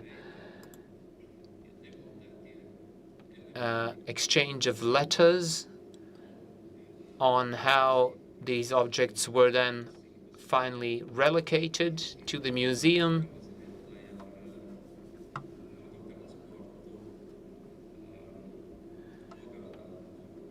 With automobiles,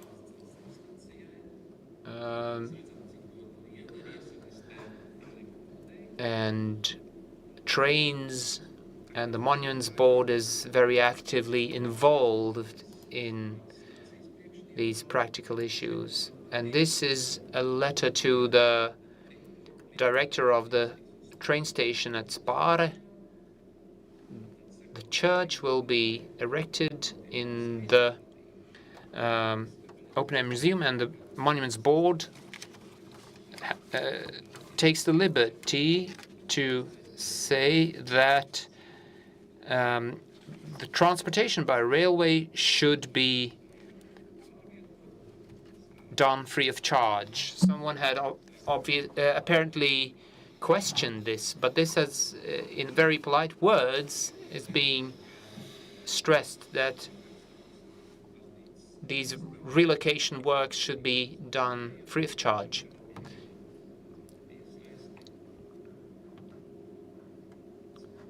And this is the object itself.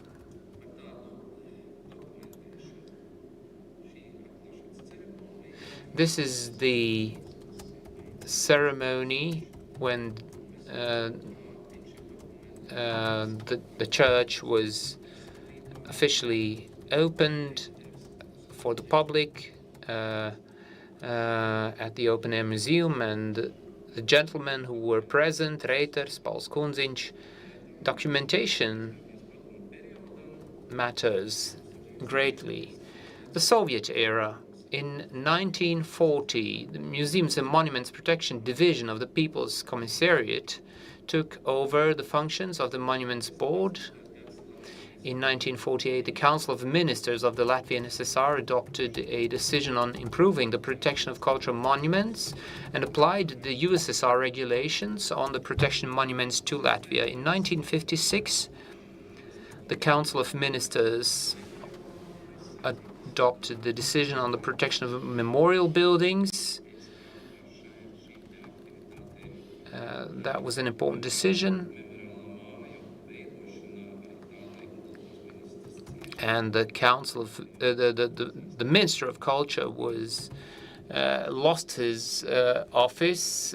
He was regarded as too overly active in protecting Latvian culture, so he had to leave his office. In 1967, the Council of Ministers of the Latvian SSR adopted a decision on the state of historical and cultural monuments and measures to improve their protection.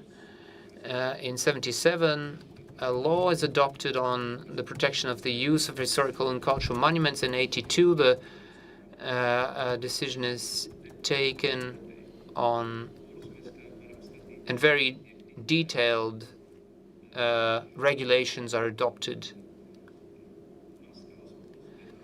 These were dictated from Moscow, and yet,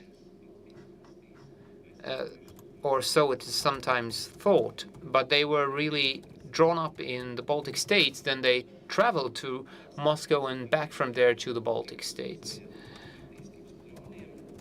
Quite interesting. Looking at development plans of the Open Air Museum, the politicians of that time were given the necessary honor. You can't really ignore them. Here there was some critique of the work that had been done. The museum director wanted to show the happy life of the countryside, to mask the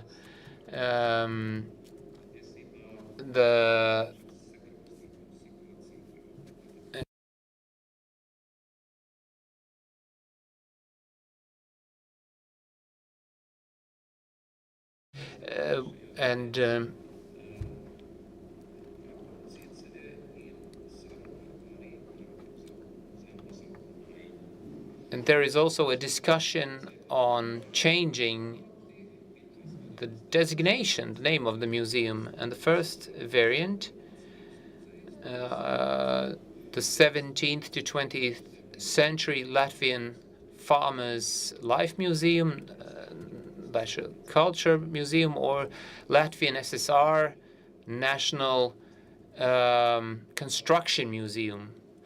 These were different names that were discussed at that time. The museum director wrote this letter. The Academy of Science and the Institute of History all had their views. They wanted to see the communist era represented at the museum at that time. Professionals, architects voiced their opinion. These are minutes of a meeting of the Architects Board. 36 architects, 35 were debating about the open-air museum, and this was a method to try to make sure that no one could object. And the decisions that they took were actually quite reasonable. Pauls Kundziņš formulated the main idea like this, in a quite logical way, free from politics, and we can only rejoice how clear the task was set out at that time.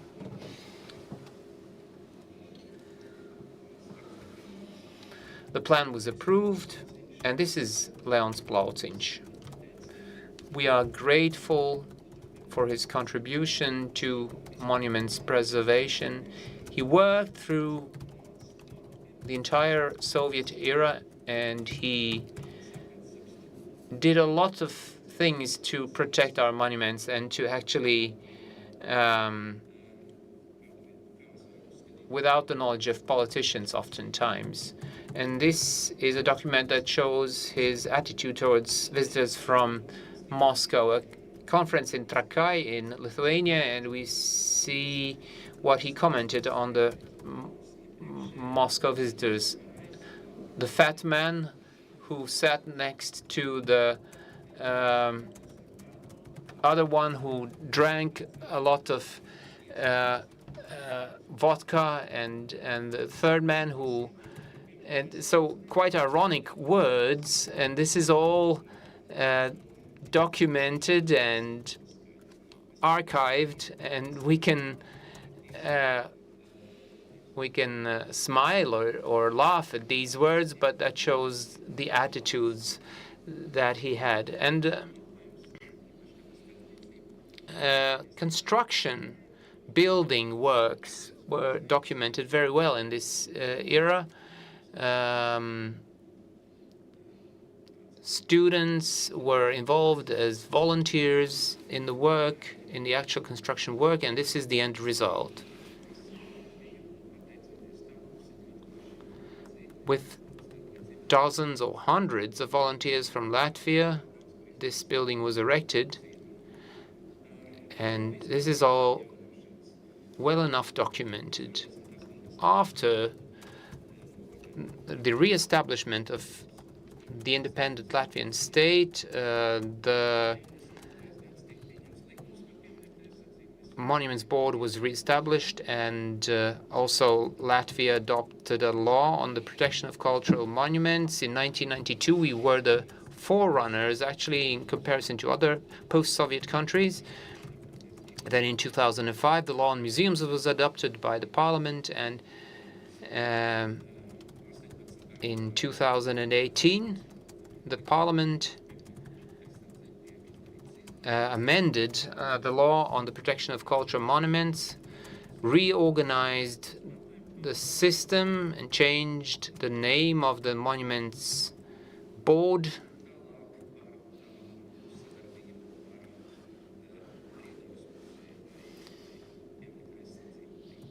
And this slide shows our cooperation with the Open Air Museum in 1995. We had the European Cultural Heritage Days, and the Open Air Museum launches an exhibition on the topic of wooden heritage of Latvia. The State Inspectorate for the Protection of Cultural Monuments organized events throughout Latvia on this topic. In 2009, the museum commissioned the Inspectorate to carry out a comprehensive study on monuments of traditional construction. In 2015,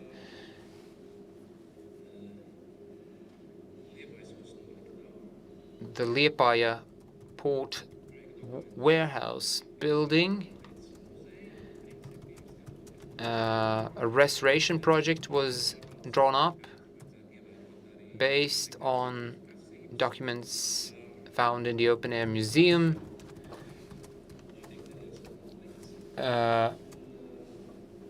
monuments preservation regulations had to be taken into account. There were delays in preparing the necessary construction documentation and the threat of losing financing for the project because of the delays. And we saw that the law of museum there were contradictions to the construction law, which caused these delays and the problems. In the end, the building was restored successfully and a solution was found. In 2016, a seminar was organized on the topic of restoration of sustainable use of historic buildings with our Norwegian colleagues, and in 2017, the National Cultural Monuments Protection Inspectorate with our Norwegian colleagues proposed to set up a training center for wooden heritage restoration together with the Open Air Museum, but this was not supported at the level of politics. These are some views from the Open Air Museum, and we have our wonderful colleagues present here today who are very knowledgeable on the topic. But these buildings are found not only in the museums.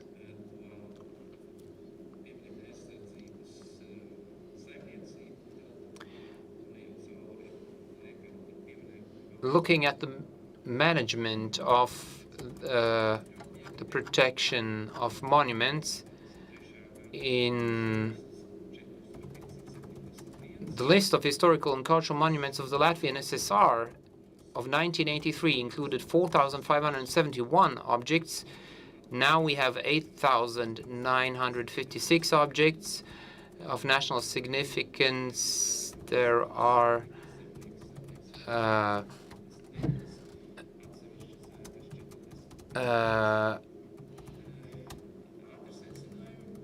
villages, groups of homesteads, hamlets 7, farmsteads, craftsmen's homesteads 39, and a quick attempt to make some conclusions. Ethnography and traditional architecture have been one of the main themes that promoted the creation of the cultural heritage protection system in Latvia more than 100 years ago.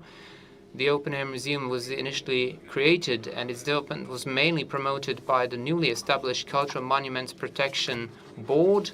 In Latvia, extensive surveying and documentation of the nation's building sites was carried out, and the most significant sites were included in the list of protected cultural monuments. With the occupation of Latvia, Latvia lost important persons and specialists in the field. During the Soviet occupation, thanks to the education and enthusiasm acquired during independence, a team of strong personalities was formed quite quickly, which contributed to the development of the traditional building preservation topic. Bypassing the dictates of the Soviet regime, it was nevertheless possible to strongly activate the identification of values at the national level and supplement the number of museums, buildings, and other protected exhibits. After the adoption of the museums law, the Open Air Museum became more reoriented or subordinated to the museum system, reducing its involvement in the identification of cultural heritage and the protection of monuments. After that, there was some decline and a struggle for existence and survival, and in the last few years, we have gained new hope for the museum. We are trying to catch up, and there are positive changes. My most important recommendations for the future: fire safety is an important issue. We have been discussing it for 50 years, but it has never really been resolved. Maintaining and strengthening competences. It's very important to maintain conserve the competence that's there, and strong personalities have to be given their due honor, respecting them, and we have to regain awareness of the museum's role in the political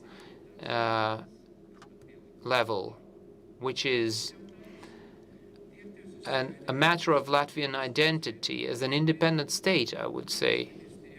And we need a clearer strategic vision for the future and to gain more support from the Ministry of Culture. Thank you for your attention.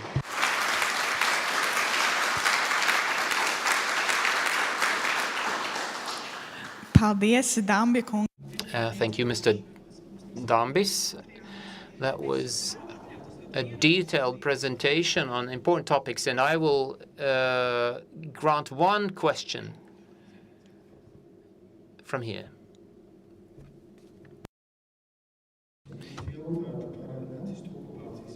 If I may ask about the Nazi occupation period, what work was done during that time in the area of national monuments preservation? Well, we have looked at that era. It has been well documented.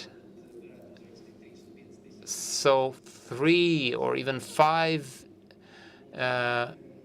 monographs, dissertations could be written on that topic, and no doubt it should be researched. But not only looking into the past, but also trying to avoid repeating the mistakes that were made at that time. So historical research is undoubtedly important. Thank you to Juris Dampis for his presentation, and our last speaker in the first section will be Karina Horsta of the Latvian Academy of Arts. As Mr. Dambis said, we all should engage in research, and she has written a dissertation on Ernest Stahlberg's from 1883 to 1958. He's an architect, and she has written. She's an author of the book the author of a book on the architecture of sanctuaries in Latvia, and she will speak on Latvian architects and nation-building research, protection, and inspiration in the pre-war period. Thank you very much. First of all, I would like to thank Mārtiņš Kuplais, who was my teacher in ethnography, and also for the invitation to participate in this conference. I will be speaking about teachers and pupils, so it's a good start. I am working, as the representative mentioned, on the architecture of the 20th century. I looked at popular architecture and researched it, and it opened up my horizons, and this was an exciting process. I will look at the interest of Latvian architects in popular buildings. I will comment on the Faculty of Architecture teachers and students' activities.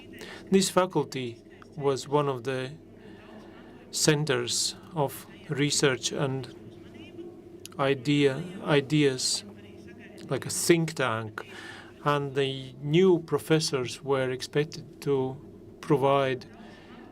generate contemporary and Latvian architecture.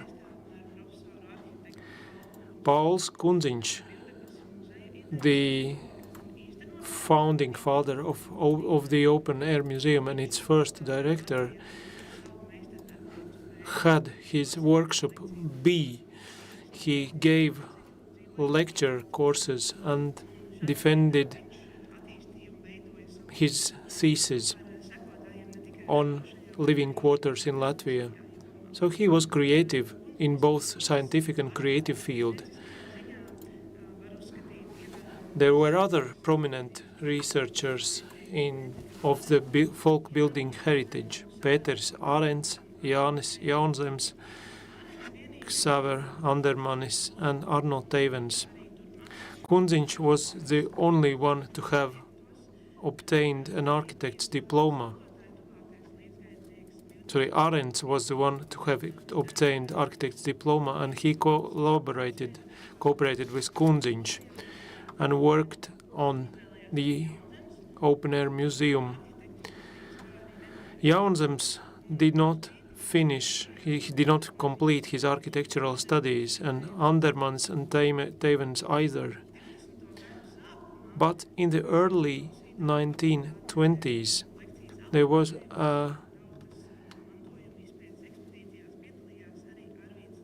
someone who attended lectures in this faculty of Art Academy of Latvia, Arvīts Dzērvītis. He was later teacher and researcher, also craftsman and ethnographer. The Faculty of Architecture from 1920 to 24 organized expeditions with students, teachers, collectively, individually surveying and documenting the oldest and most endangered characteristic samples of Latvian folk construction heritage. The most valuable contribution of the students were these surveyings.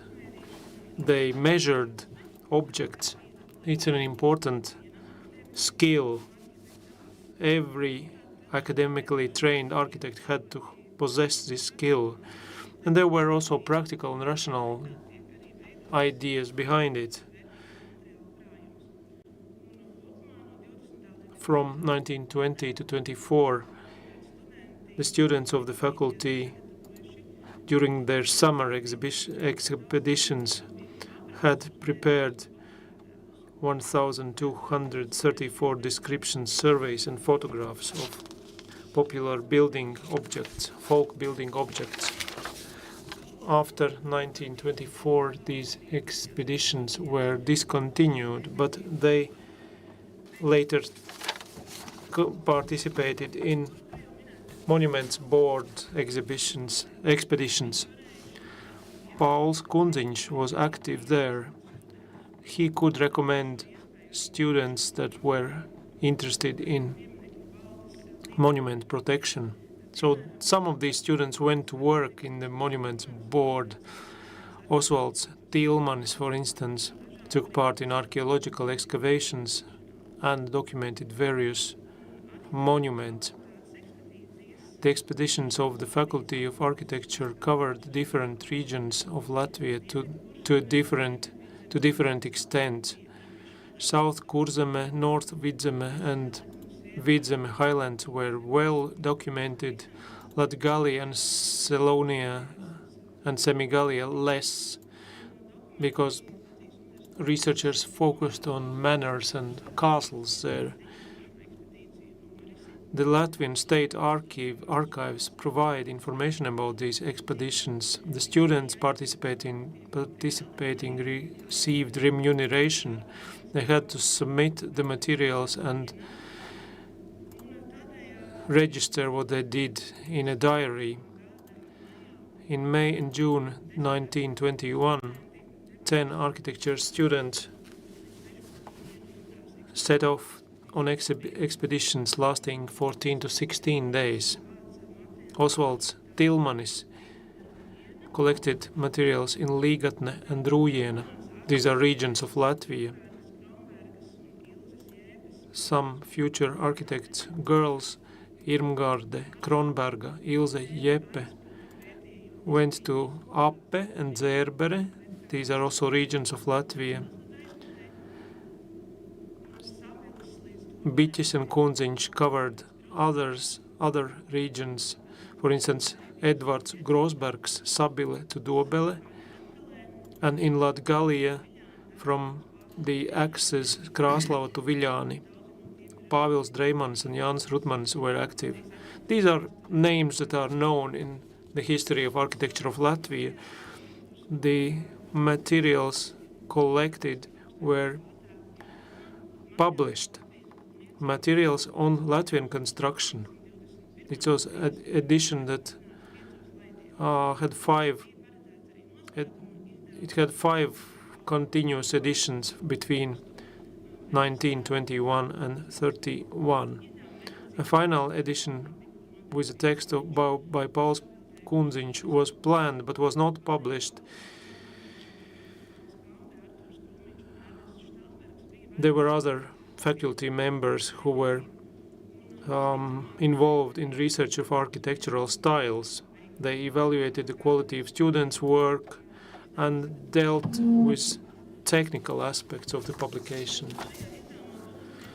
The publication included not just the plans and cross-sections, drawings of facades and structures, but also photographs, drawings of various small parts, fittings, furniture, drawings of doors, cupboards, and other painted objects. The most common types of buildings were barns and meeting houses, probably because they were considered to be the most characteristic or expressive examples. Pauls Kundziņš was not only the editor of this edition. The first issue contained some of his surveys and later photographs. He had a younger brother named Pauls Kundziņš. He was a student of architecture in the early 1920s. He documented Krestomatic Gaides meeting house. It's been described several times. An interesting discovery was made by a recently digitalized survey collection of the National Heritage Board, which contains part of the collection of the Faculty of Architecture. For instance, this drawing of hayloft by Pauls Kundziņš. It indicates that these are originals collected at the expeditions. Not just the brothers Kundziņi did this, there were other famous Latvian architects that took part in these expeditions. Pēters Bērkalns, Roberts Legsdiņš. This was just the first step. The next one was the creative work rooted in folk heritage. The faculty did not impose just one stylistic direction, but there were some teaching tasks, like training tasks, such as the study of wooden forms or the design of farmsteads. There were detailed measurements or surveys made which encouraged research-based creativity. The interest was also stirred by the annual competition of students' works of the faculty. Most of the topics covered the study of the folk or vernacular building heritage. There were as examples, some topics: the use of poles and their types in rural buildings, a rye stove in Latvian regions, parts of houses built, log houses and their analogies. Roberts Legsdiņš was studying for 24 years and he received awards 11 times. Other students were also nominated. The annual competition regularly awarded prizes for the best thesis, and Oswald Stilmanis in 1927 developed the project for the Latvian Open Air Museum, which was also partly implemented in creating our museum. In the interwar period, the folk construction influences were strongly represented in the work of individual architects. National style fused with classical tradition or international modernism. There was even the assumption that everything created by a Latvian architect is national. Ethnographical motifs were often used just as decoration. Pauls Kundziņš was critical of it. He tried to consolidate the echoes of the folk heritage. His signature was really unique. An early example is Vecgulbene railwayman colony. Individual dwellings that are reminiscent of Vidzeme farmstead, and ethnographical details are used in the design of the porch, the decorative posts and railings. Allaži church also has the same monumental image of Latvian threshing grounds. You see here fragile columns of the stage that remind a bundle of wheat. Also herringbone on the roof facades. In Riga, Tomsona Street 4, we have recessed staircase and decorative pilasters that are quoting decorative poles. Zemgale exhibition, Kundziņš repeated the composition of the large portico in order to highlight the entrance, but interpreted columns like lean columns very creatively. They are also referenced to the folk tradition. The new Church of Usma, which was built together with Pēteris Ārents when the old church was moved to the open-air museum, is also influenced by folk traditions. In Rauna, there is a traditional house built by Rudolf Skaidrais. Porch included decoration which quoted works of architects and craftsmen of the old times. The columns, these lean columns, is a characteristical element of folk construction. You can see house in Mežaparks, Poruka Street 14, as a typical example. But Gaide meeting house, which I mentioned already, so these rest shelters with decorative poles can be seen in Koknese on Stabroks. So the folk construction was eagerly quoted or often quoted. This kind of evoked mood of antiquity or encouraged reflection on folk history or national history. Sometimes it was even exaggerated. The splendor, uniqueness and decorativeness to boost the national self-esteem. This was especially true during the authoritarian regime of Kārlis Ulmanis. In Ziedoņdārs stage, you see wooden columns, kind of zigzag bands and sun poles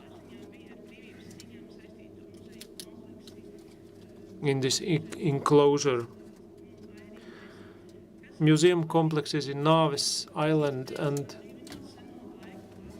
Airīte also included something that evoked folk construction element, not just the general view, materials and constructions, but also the details. The roof goats and decorated poles Friedrichs Kundziņš also used such decorative elements in his restaurant Jautrais Ots, the Merry Gnat in Ķemeri, in Jūrmala. He was more free in his styles. Ethnographic elements could also appear subtly, blending into neoclassical examples. This is the case of Centenary Concert Hall, where the classical order has been Latvianized by these long, slender wooden columns, subtle ornamentation and wood as material, and there are also paintings by Ancis Cīrulis inside it.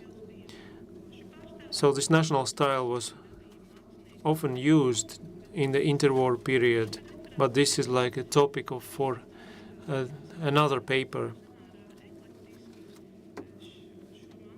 This heritage was interpreted quite eclectically, in an eclectic way, by Ežens Laube.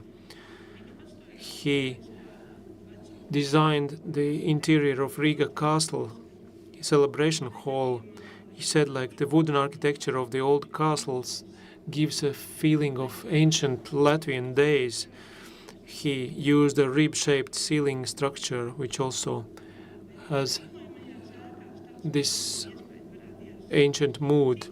In residential building, folk heritage influences were more modest and more rational. In the 1920s, the row houses or terraced buildings in Liepāja Street and Ropažu Street has this Art Deco feeling with the ornate paneled doors. Similar striking examples with long and slender wooden columns is house designed by Jānis Rutmanis in Meža Prospects 58. So these columns have been profiled decoratively. And finally, I would like to add that the national motives and elements did not escape even a convinced modernist like Ernest Stahlbergs. He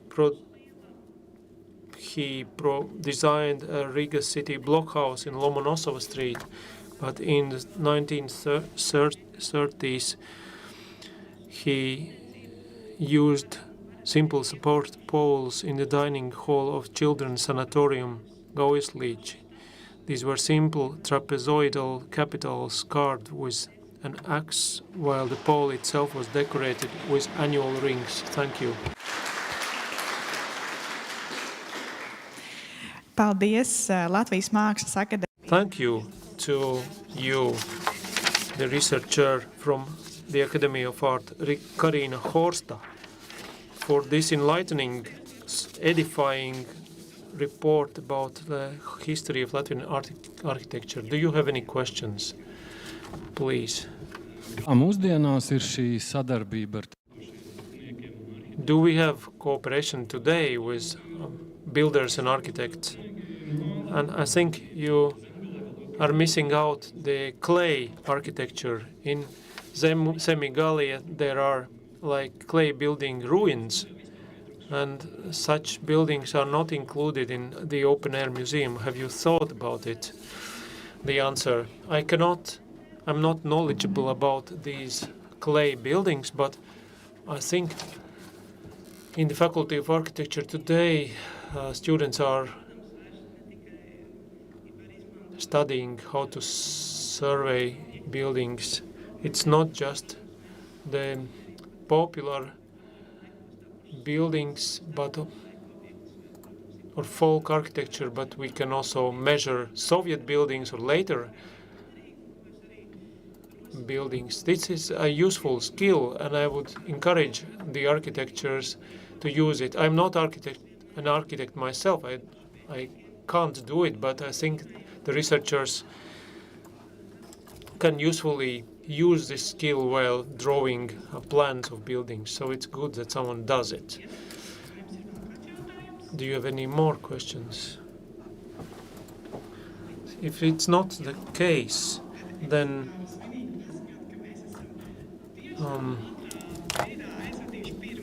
I'm happy to say that this session has been conducted in an efficient way. Thank you to Karin and other presenters. And the break will give you the opportunity to discuss more over a cup of coffee or some other snacks. And the ones who follow it online, I would like to inform you that we will resume this at 2 o'clock when my colleague Miķelis Dāvids Rikvēlis will be the moderator. Thank you, and I ask all the presenters come forward for a picture. Paldies!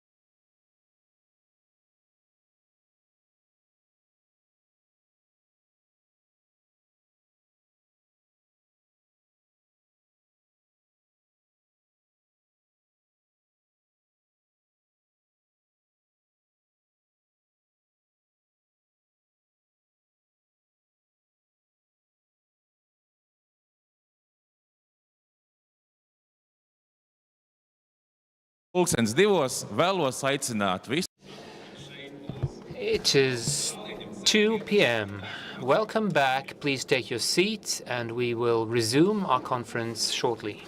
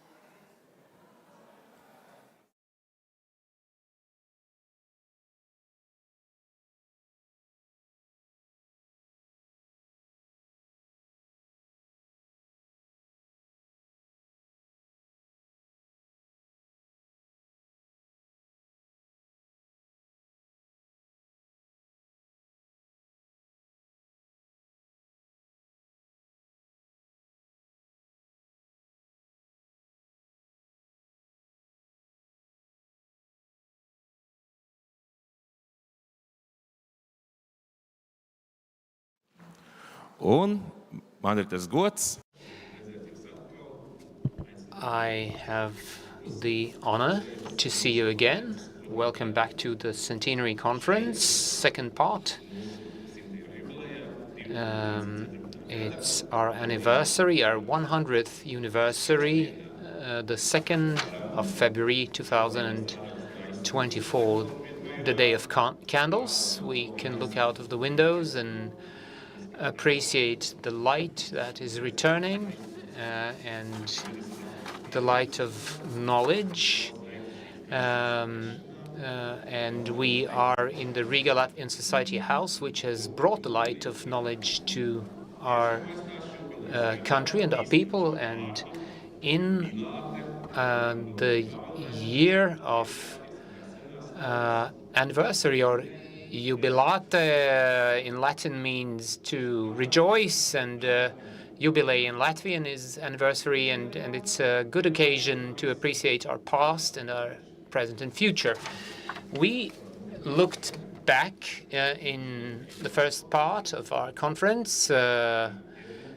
We had a look from the European perspective, preservation of monuments, architecture, and in our second part, we will focus on our closest neighbors, the Estonians and the Lithuanians, and representatives of their open-air museums, and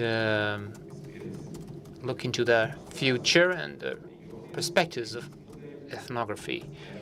Tanel Veremaa from the Estonian Open-Air Museum and Dagmar Ingi, his colleague, will join him.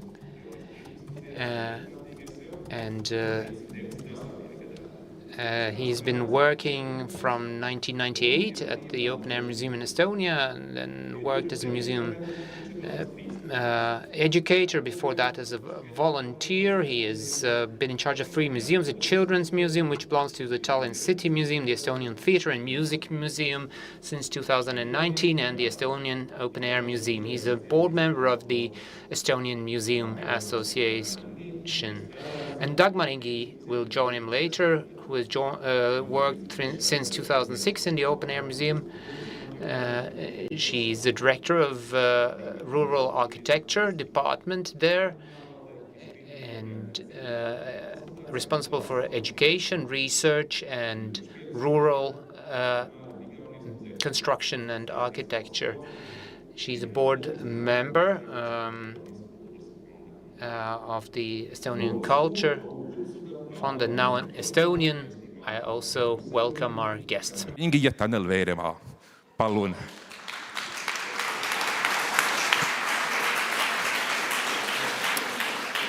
Thank you. I can say only Thank you. Ladies and gentlemen, first of all, I would like to thank you for the invitation and the opportunity to participate in today's conference.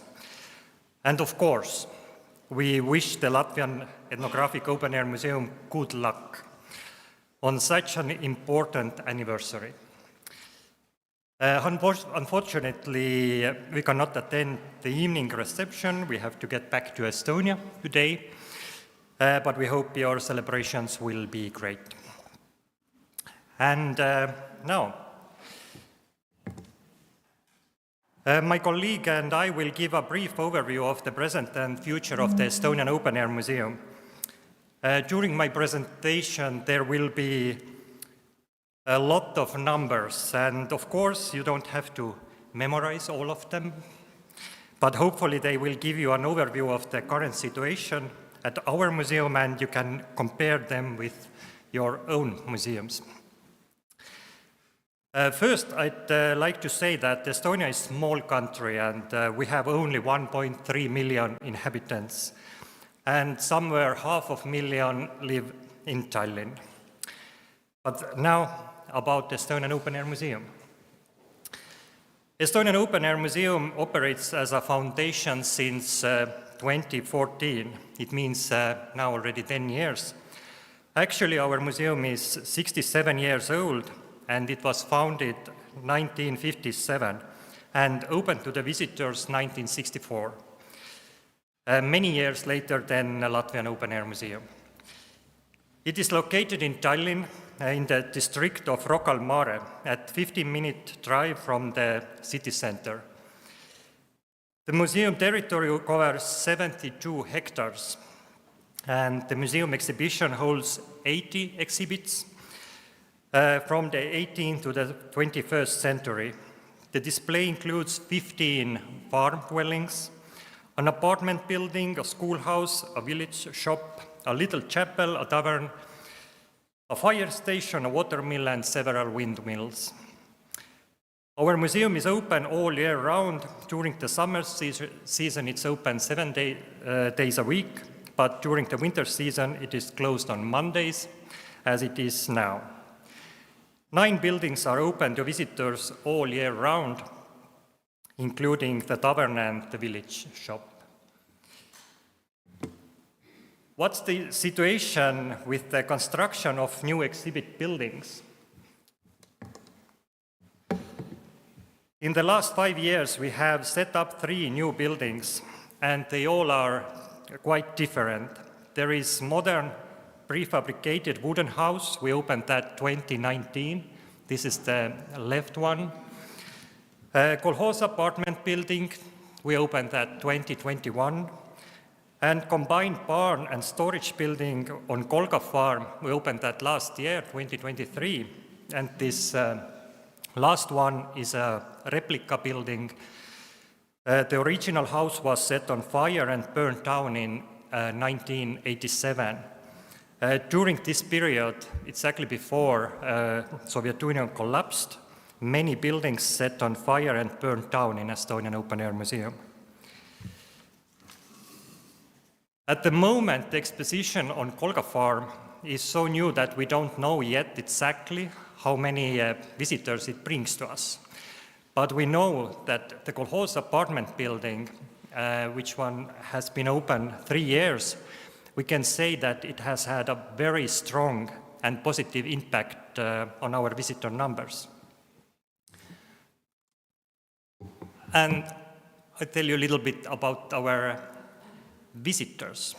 In 2019, 140,000 visitors visited the Estonian Open Air Museum, and it was last good year for us. As you all remember, the coronavirus pandemic started in 2020, and that year our visitor numbers dropped to 55,000. It was almost 1/3 what we had the year before. We hoped that the number of visits would recover in 2022, but then the war in Ukraine started. Last year, 110,000 visitors visited the Estonian Open Air Museum, and it was 30,000 people less than 2019. The biggest influence on our visitor numbers is the lack of foreign tourism, especially tourists from cruise ships. Since cruise ships cannot visit St. Petersburg anymore, there are not as many trips to Estonia as well. In 2019, 50% of our visitors were foreign tourists. In 2023, only 27% of our visitors came from outside Estonia. This means that only 50% of tourists have returned. how does this situation affect our budget? Our budget can be broadly divided into two. 2/3 of it is received as operating support from the state, and 1/3 of the budget has to be earned by ourselves. It means somewhere 1.7 million we have to earn. As you could see by the visitor numbers, we have not yet reached the previous level. At the moment, we are not able to earn that much, and we have to use the previous budget balance to cover the expenses. Since foreign tourism will probably not recover as it was before the coronavirus pandemic, we have to think a lot about how to manage in the future.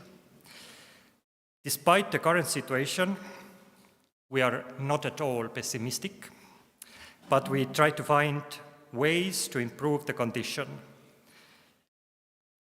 This was a brief overview today's situation of our museum, and now I will hand the floor over to my good colleague Dagmar Ingi, who will speak about museum content development in present and in future.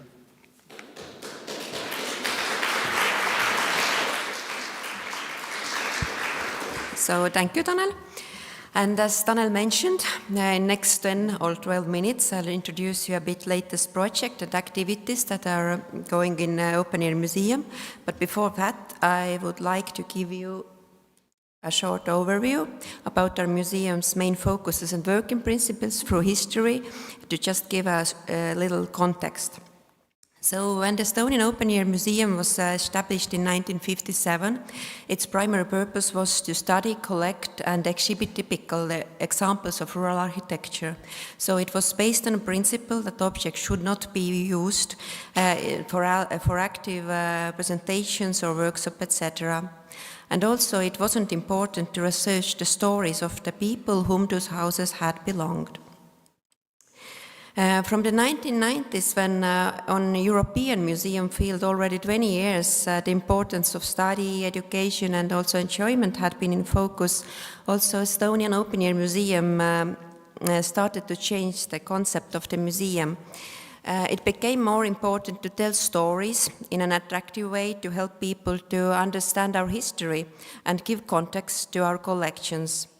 So our museum was the first in Estonia which started to offer educational programs and also public events based on a living history method.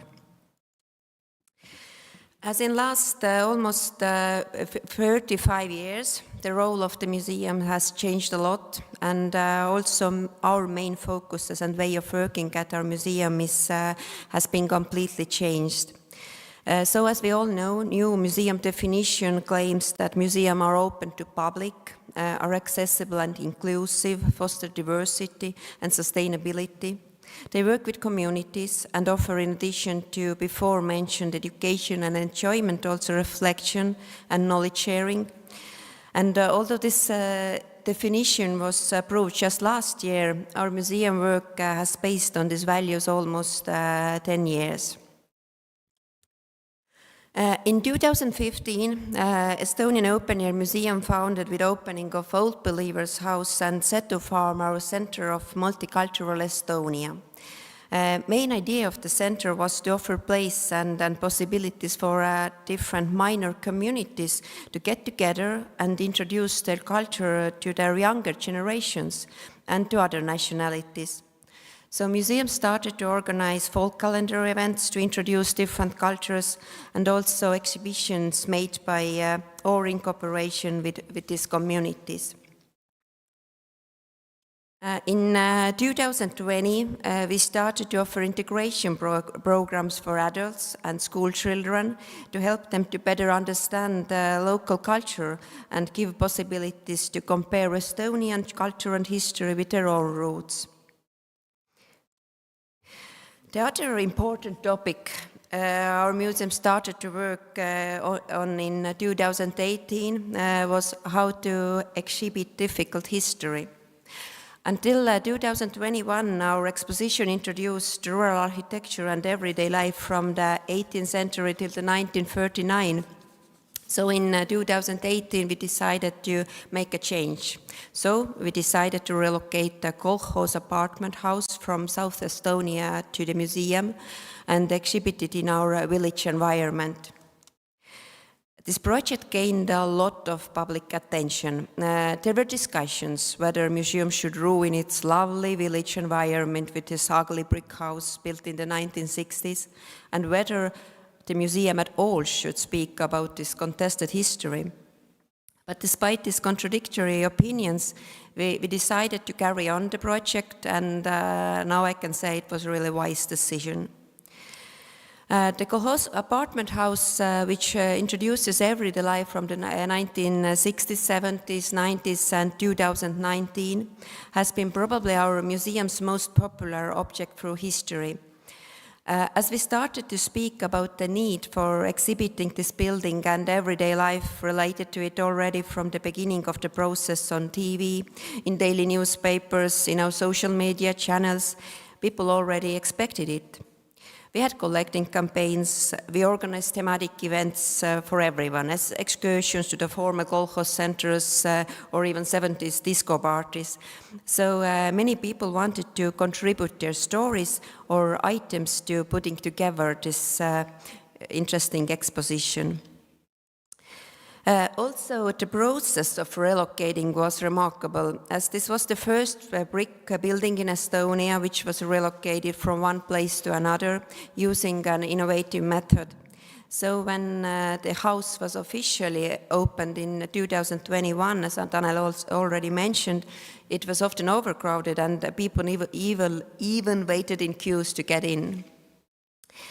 The reason for it wasn't only the attention we got from the media, but the possibility to experience very living environments from our visitors' childhood and youth. It was the joy of recognition, or as we said, this reflecting. So today we don't hear anymore that this house should not have been brought to the museum, but most of our visitors recognize us for this emotional exposition. We can say that kolkhoz house also gave us a base to work towards a more inclusive and accessible museum.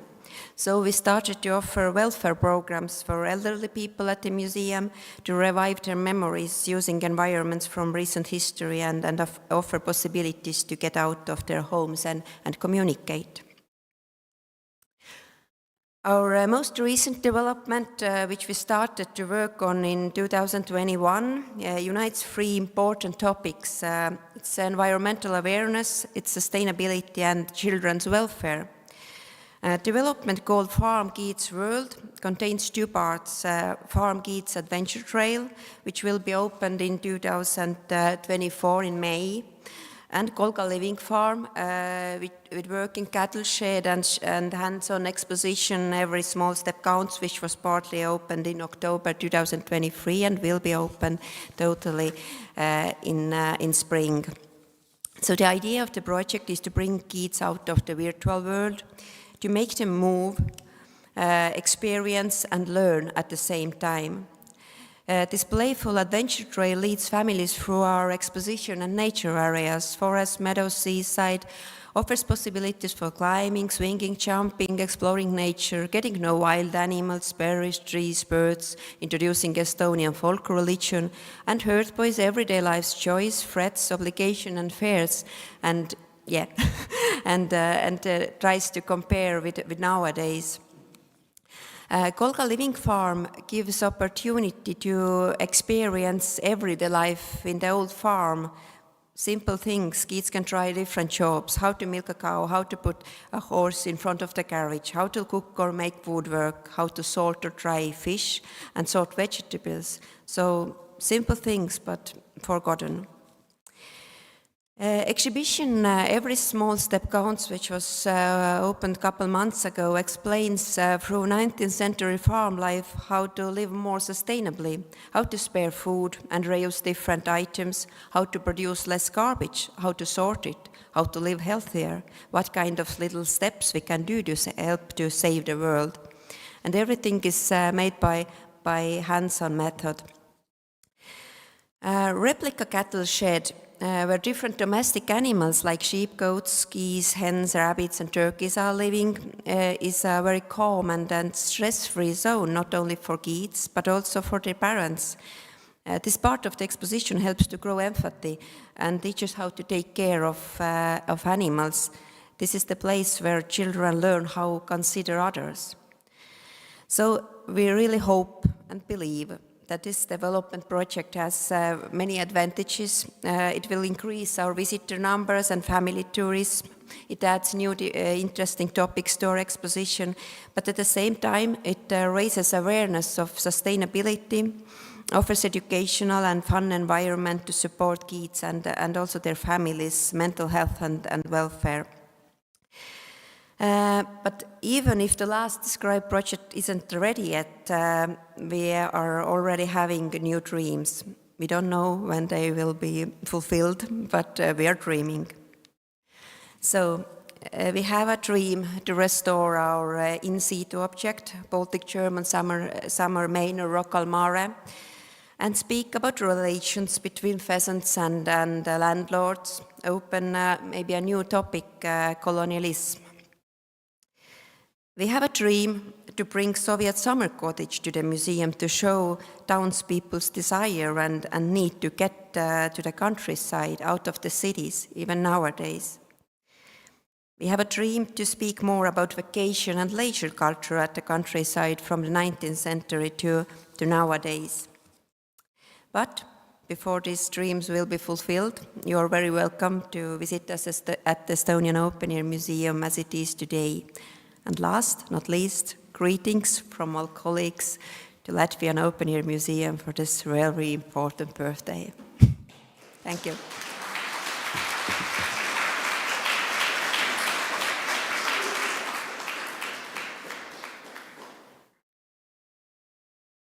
This very wonderful insight into the work of Estonian Open Air Museum, and I can say by my own personal experience that really the Kolkhoz House brings back memories and it's really worth going to.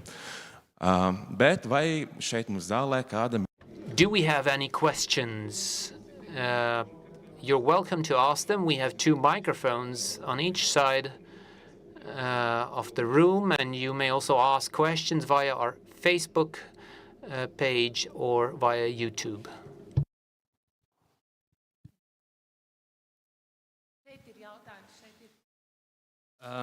I would like to ask, does more visitors coming to your museum, thanks by your new, more friendly for the kids and more, I don't know, it's like a free time, more measures. Yeah, does it make more visitors, and what is like the new tendencies in the last 10, 15 years?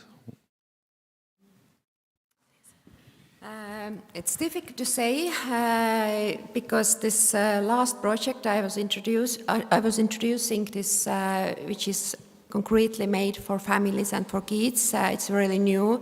We opened a small part of it in 2023 in October. So it's a bit early to say if it means more visitors, but yes, it was our goal.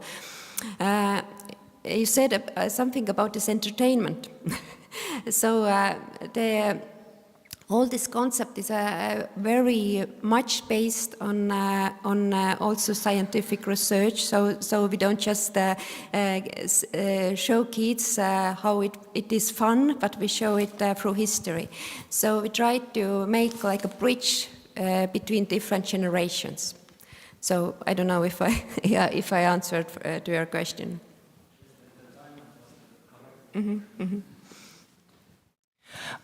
Miķel, tu pārtulko, lūdzu. Man ir sekojošs jautājums. I would have the following question. You also have 4-legged staff in the museum. Could you briefly sketch the advantages and the drawbacks of having these animals in your museum?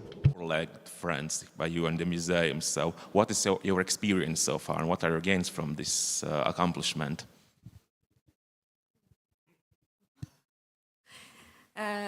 Yeah, I think that there are very many open-air museums where animals are kept. We have kept animals already, I think, 15 or even more years, but it was problematic because we didn't have any proper room for them. But now, as we have restored this farm, which Tanel showed us, this replica farm, it gave us a possibility to show the animals. And I think that nowadays, when in the cities kids haven't seen any animals at all, they come to the museum, they see smaller sheep and bigger sheep, and they say that the smaller are sheep and the bigger are goats. So I think it's actually really important to show these topics. And again, we don't just show animals, but we have, as we have with the gardening, we have also the goal to introduce old species. So we just don't take any animals, but Estonian I can say country sheep, and then the old species, we try to show them. Vēl kāds jautājums? Do we have any additional questions?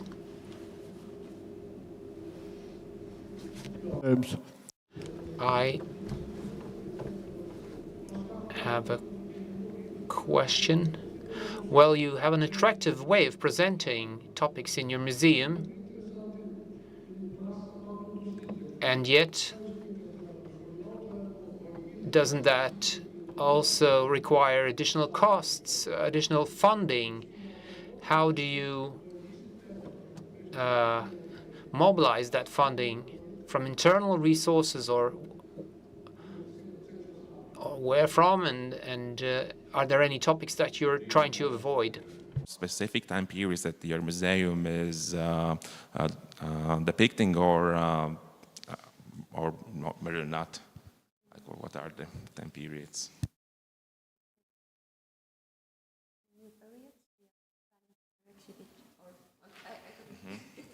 Varbūt vēlreiz jautājumu.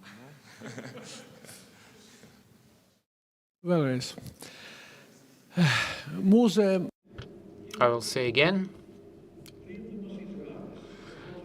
Museums are shows or exhibitions of history attracting large numbers of visitors, and they also generate income and visitors. Are you capable of coping with your own internal income, or do you need any financial support from the outside? I'm also like living pictures, let's say, events different, and for these events, do you have more or less realizing if you're doing with your own funds or getting so many funds from outside?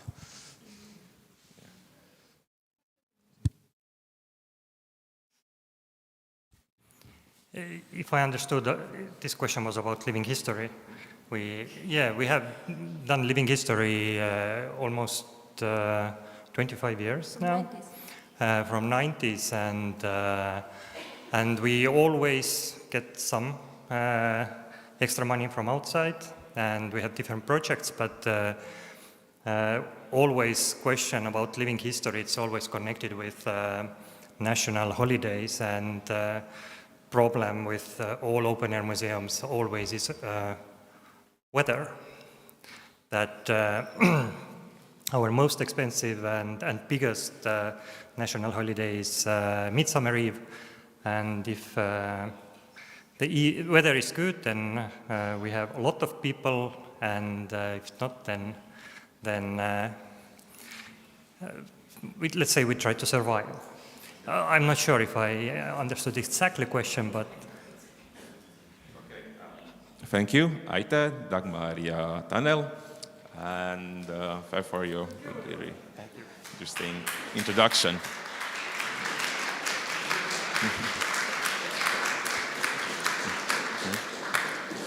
Bet giļus etnogrāfinai ir istorinai rišai muziejai ir su mūsu pietinais kaimīnais. Dziļas etnogrāfijas un vēstures saites mūs saist arī ar mūsu dienvidu kaimiņiem. deep ethnographical and historical bonds link us to our southern neighbors. And I'm pleased to ask Gita Shapranovskaite, the director of Lithuanian Ethnographical Museum. Speaker was speaking in Lithuanian.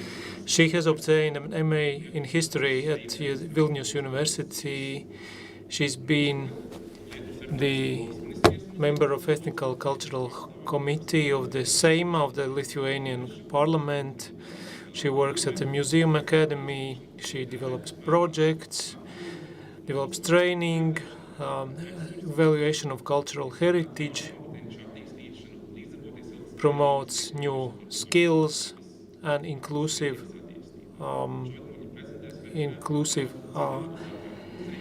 training for social development. And she will speak about the involvement and attraction of new visitors to the museums. Invitation and it's a really big pleasure, and it's really very great to be together with you and to celebrate a huge anniversary, 100 years. In my presentation, I want to share with experience of recent years related to attracting and engaging visitor groups. But first of all, I would like to say some words to introduction of our museum. Okay. So, the museum is, you see, established in 1966, and I should state that the Lithuanian Open-Air Museum is the youngest brother in the family of Baltic open-air museums. This is certainly not a disappointing fact for us, because we see a perspective looking at your museums. This year, in June, we will celebrate our 50 years anniversary of opening of the museum exposition to visitors. This year, we are focusing especially on our visitors through regulation activities and other forms of activity. We should check of really what we are talking about: open space, our museum for visitors, for everybody, for everyone. It really works. It's very important to know us to term open museums. It means openness to visitors. You see, our museum is a huge area, and museum is located in between two big cities, but outside cities, and it's really hard work for us to invite visitors to come special to visit our museum. Yes, we have nice area, huge area, but it's some problems. The museum's exposition make a whole exposition make 155 buildings, mostly examples of traditional wooden architecture, over 50 interior exhibits, and extra places for permanent, for contemporary exhibitions. Just visiting it poses quite a challenge for visitors, both physically and mentally. This can leave the impression of the existing visiting for a long time. Our goal is to create services and invite visitors in a such way that he doesn't not associate such emotions and experiences as exhausting and boring with our museum. And what we do for it. First of all, we try to invite visitors, so to say, personally, saying what they can explore and to see and to do in our museum. In all time, in all 4 seasons, and during the special days. It's you see, our exhibition belongs a lot of different departments, and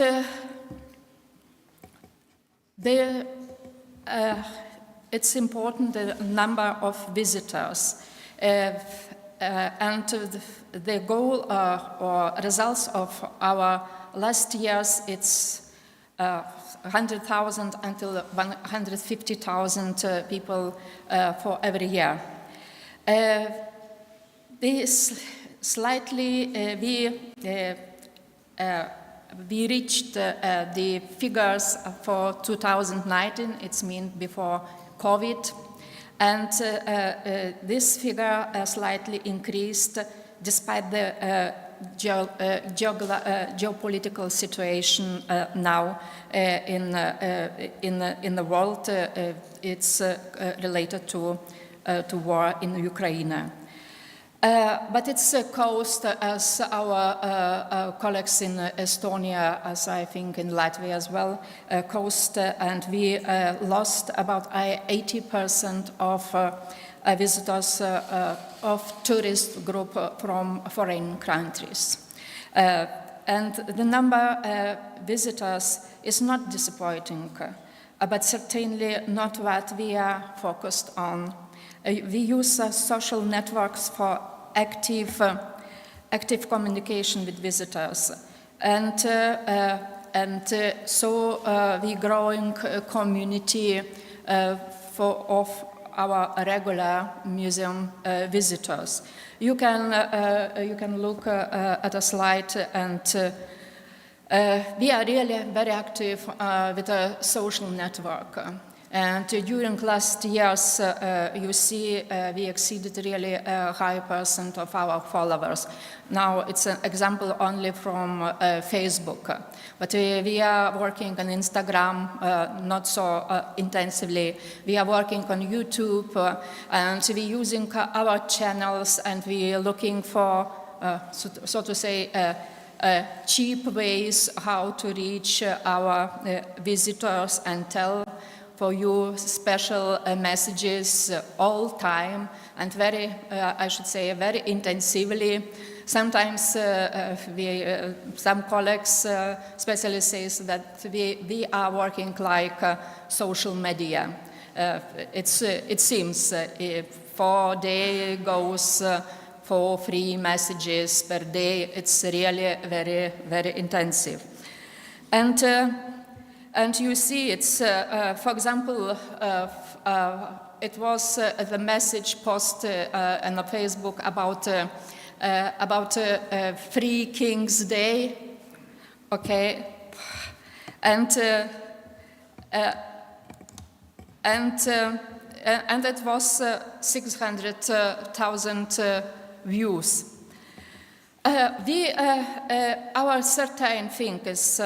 We are thinking that that we actors in the market competing with other institutions to provide culture service and concentrate on knowing, attracting and engaging various group of visitors. And this balance, and it's really a huge challenge to find a balance between educational and entertaining content, between collection, research material and its actualization for groups and visitors.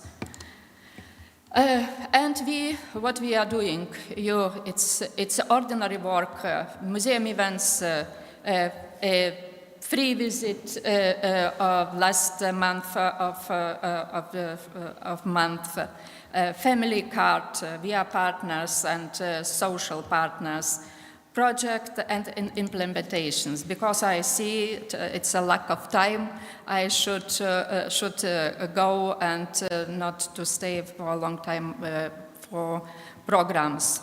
Our programs, the main events are the biggest events in our museum. You should see.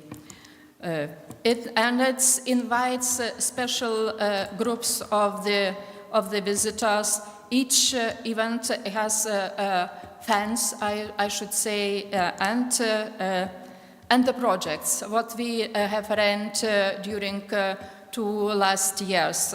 A special this project was dedicated to reach the visitors outside the museum.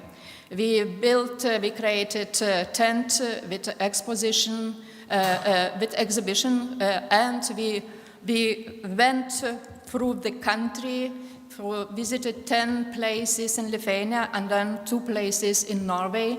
There is strong Lithuanian communities.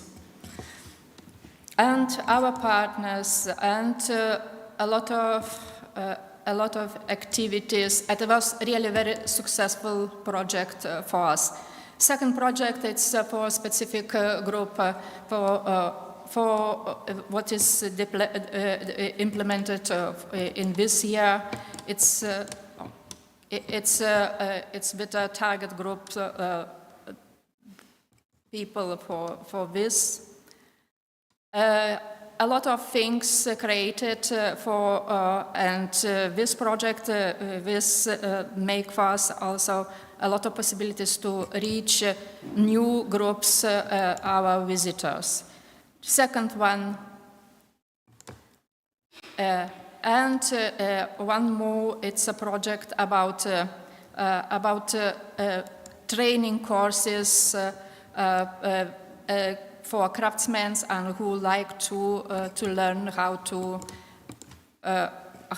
make. And to the end, 2 controversial projects: Popular Music Festival Granatos Live, it runs in the museum almost for 10 years, and Light Festival during the autumn. In this year started on 4th of November and ended even this weekend. And why it's important for us, this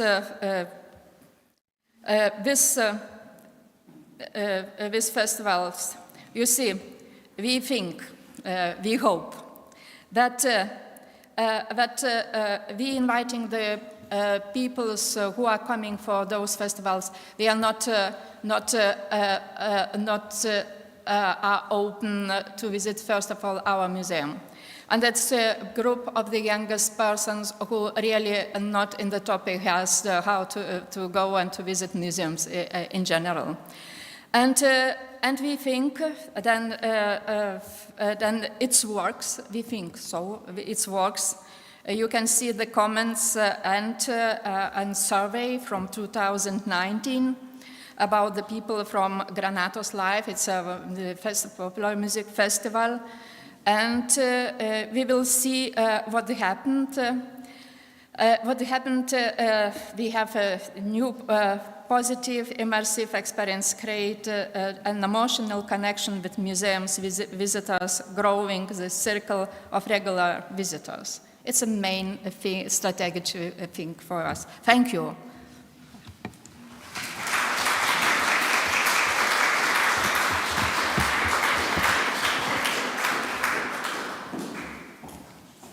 Vachu, thank you for the really interesting also insight in the Lithuanian Museum. It was really nice to revisit also the memories of being there. Vai kādi jautājumi klātsošiem? Do you have any questions?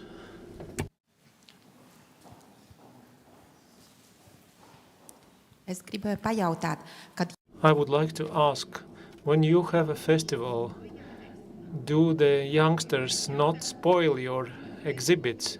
Don't they damage the site? And if you have pedagogical programs, which one is the most popular one?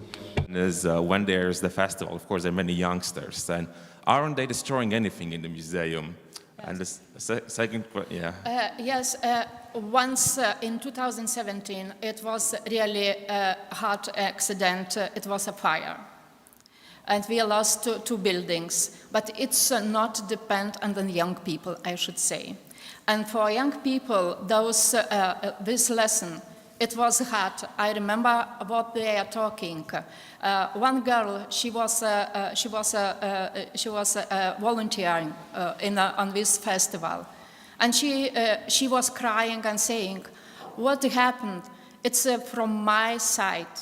I am coming from Mineral Lithuania. It's from Šilutė."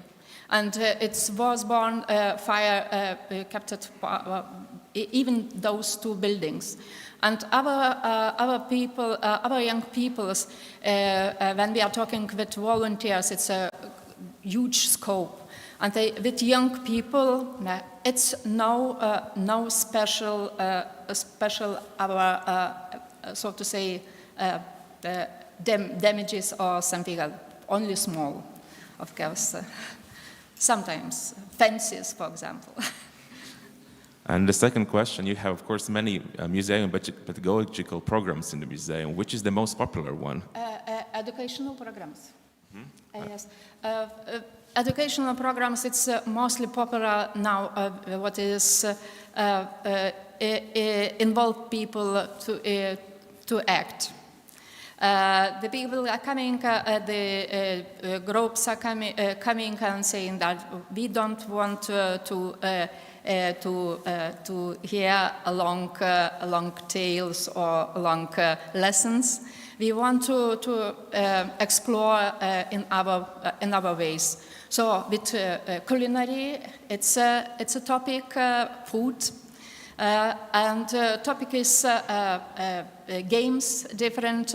We have orientation games, for example, find out the smuggler, yes, like that. We have a room for escape room as well. It's called Escape from Recruits. It's a historical game, and it's implemented in one of the farm living houses. So. Thank you. And paldies Lietuvas etnogrāfiskā brīvības. Thank you, Gita Šapanovskaite.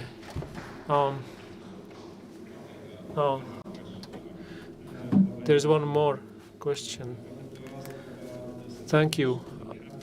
Museum around the year, are they made by the museum people, or you cooperate also with other groups in organizing these celebrations, I mean folk celebrations, and if so, what are those groups? Thank you. Excuse me, are you talking about festival like lights? Rasos Švente and so on, about the folk celebrations. Are they organized by the museum people only, or you also cooperate with other folk groups? And if so, who are those? Ačiū. We are organizers for those events. Our people are involved, I should say, 100% to make these events. But actually, we lack of musicians. We are singing, some of us, and can play, but it's not enough, for example, for Shrove Tuesday, what is coming. And then we are inviting usually the groups, folk groups. For example, now, as far now, 12 or 14 groups are coming. We inviting volunteers. I didn't talk about it, but in general, first of all, working our colleagues, and they are very professional, I think. Thank you. Thank you.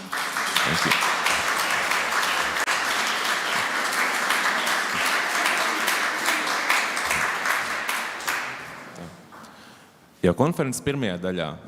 In the first part of the conference, we heard about the very important role in the museum's activities since its inception for ethnographic expeditions.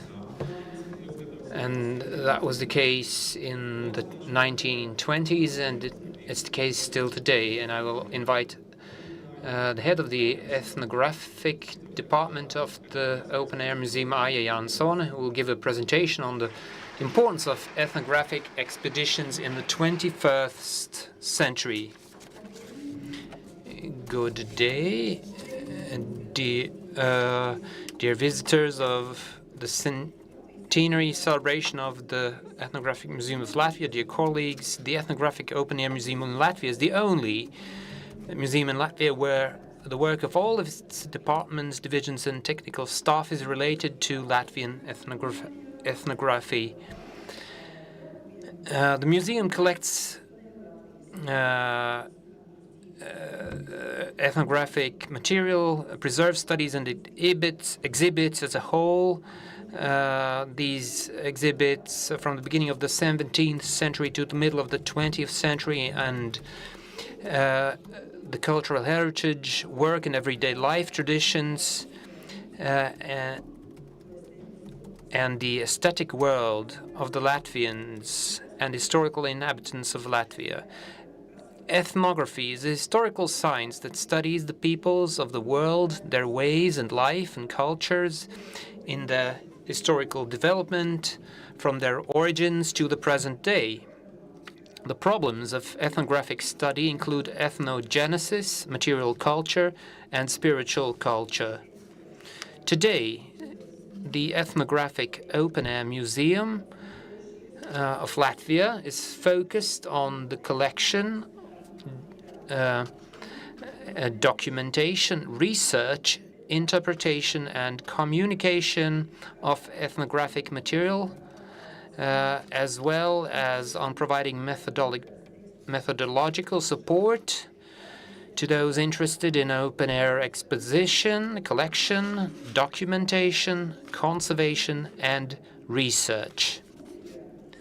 The museum's research covers all areas of material culture, traditional construction, tools, vehicles, crafts, traditional pastimes, traditional clothing, textiles, and contemporary applied folk art.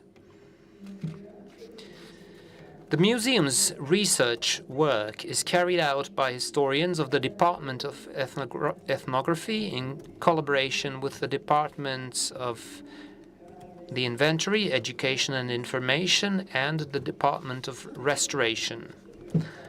The priority tasks of the museum's research are based on internationally approved research methods and techniques used in the fields of ethnography and history to create new, evidenced knowledge on the cultural and historical heritage of Latvia in the 17th to 20th centuries, their environment and its impact on the quality of life and culture of the population.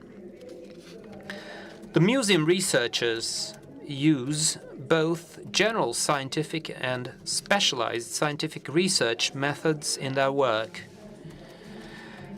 By general scientific methods, we mean historical, sociological, comparative anthropological, cultural research methods. By special methods, we denote ethnographers' scientific expedition, notes, sketches, photographs, as well as the research of museum collections and written sources. Today, we celebrate 100 years of the Ethnographic Open-Air Museum of Latvia. During this time, more than 100 buildings have been installed and furnished in the museum. A large collection of ethnographic materials and documentary archive have been created. And this work could not have been carried out without the material collected by ethnographers and their scientific expeditions and the artifacts in the museum's collection. In our day too, the museum organizes several expeditions per year, the topics and geography of which depend on the museum's plans and the research interests of the individual researcher. As a result, the expeditions are devoted to finding a building, tool, piece of furniture or textile to complement the museum's exhibition, to preparing a specific research exhibition, to drawing a report, a scientific article, a catalogue, or a monograph. To make material comparable, we draw up a specialized questionnaire for each topic, which, when completed, together with the descriptions, sketches, and photographs of the objects, complements the museum's database of written sources. Within the past 6 years, 20 expeditions have been carried out. Ethnographic materials were collected in the Pape county of Rutsava, Pape municipality of Rutsava county, Vecpiebalga municipality of Cēsis Novad, in Latgale and Salonia regions. Today, it is very important to continue collecting ethnographic material in the cities and rural areas of Latvia.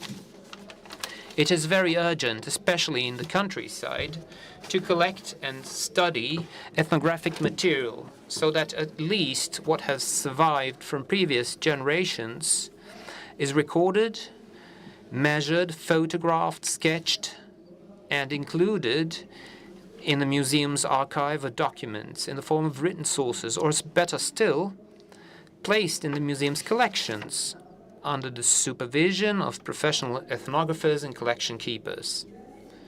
We consider a success if ethnographers' scientific expeditions manage to see and acquire some older artifacts for the museum's collection, but these are isolated cases, as farmsteads rarely preserve objects from the 18th and 19th century, or the buildings of those periods. More information can be obtained for the second half of the 19th century. But the exposition is dominated by mostly the 1930s culture layer. Thanks to the historical Latvian lands law adopted in 2021, the museum had the opportunity to prepare bids to the National Cultural Capital Fund program. Within the remit of the development of historical lands, Latvian lands program, the Open Air Museum was granted funding from the Latgale Cultural Program 2023 for its project, Research of Liturgical Textiles of Latgale, and from the Salonia Cultural Program 2023 for our project Ethnographic Expeditions in Salonia.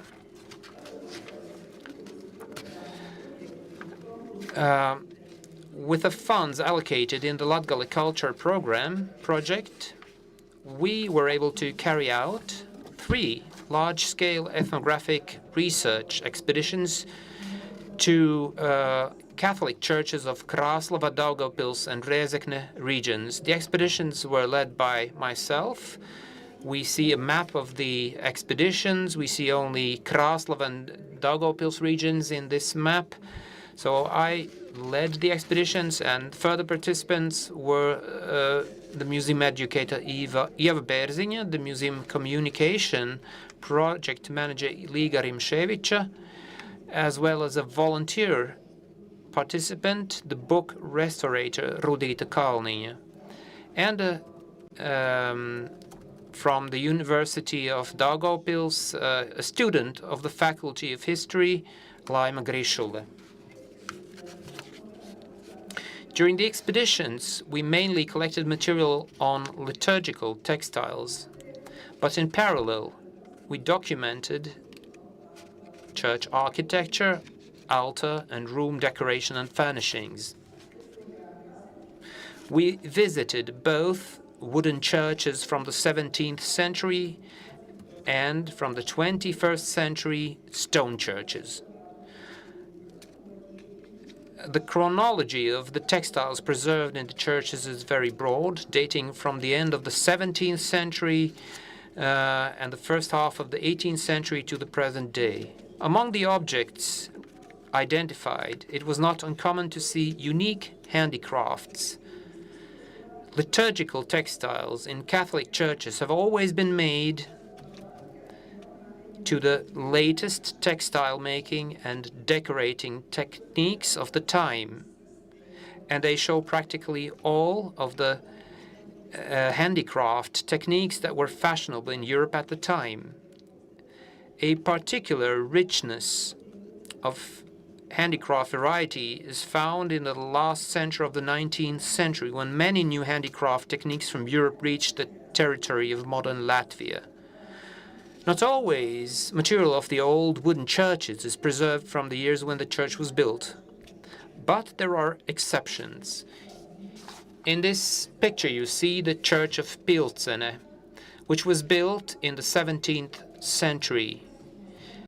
In the old church interior, little remains from the old interior except for the altar, but in the sacristy there are unique artifacts from the 17th century, such as this processional flag on damask cloth and linen cloth, and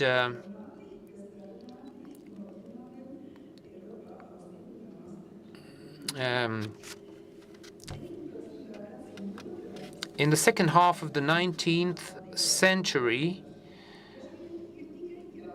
some stone churches built in this period and in the early 20th century have only the latest textiles, but in others there is also evidence from the older times and the most recent cultural layer.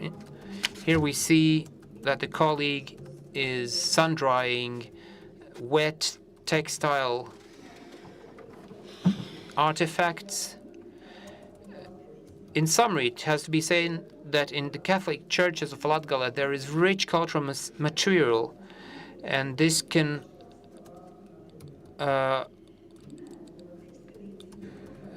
be compared when more broadly collected material, when material is collected on a broader scale.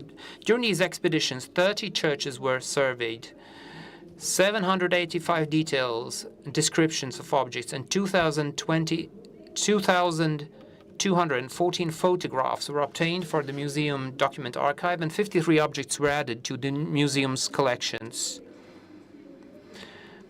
The museum's exhibition has already been enriched with collections and donations from previous expeditions.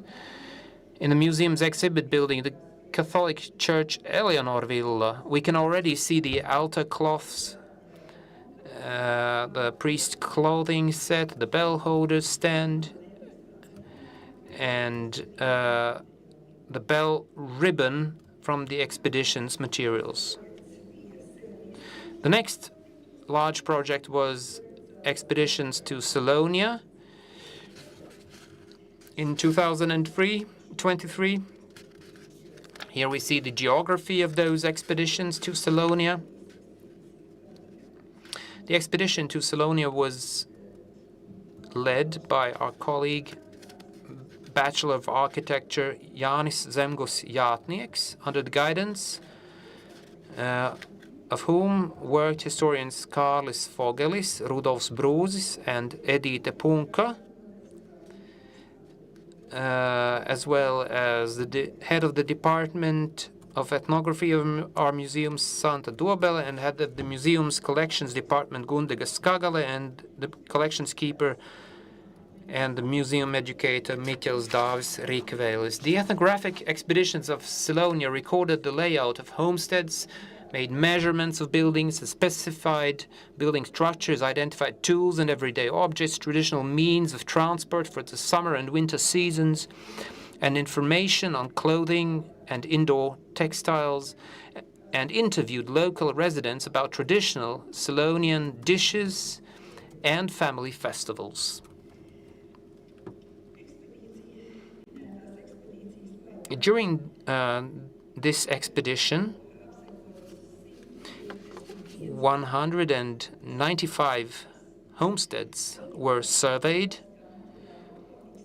ethnographic materials photographed, 5,562 photographs were taken, and the museum's collection was supplemented by 23 objects. Conclusions. The expeditions organized by the Ethnographic Open Air Museum of Latvia are of great importance as they preserve ancient ethnographic material for the history of Latvian culture and create a new base of written material which undoubtedly adds to our knowledge on the object under study. It is an opportunity to obtain unique information about the material culture of our people in the 17th to 20th centuries. It allows us to gain much greater knowledge on the development of our nation's material culture.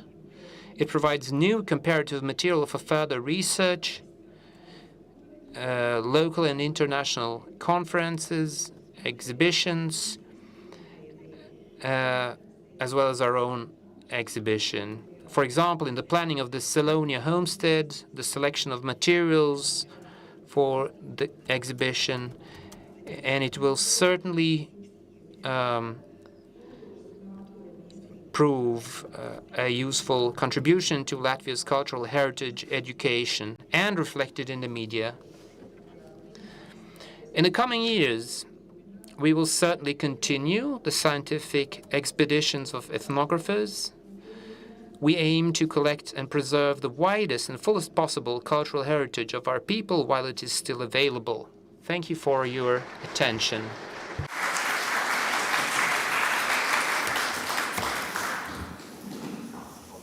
Thank you, Aija Jansone, for this sketch of this area of activity of our museum and its researchers. Are there any questions from the audience?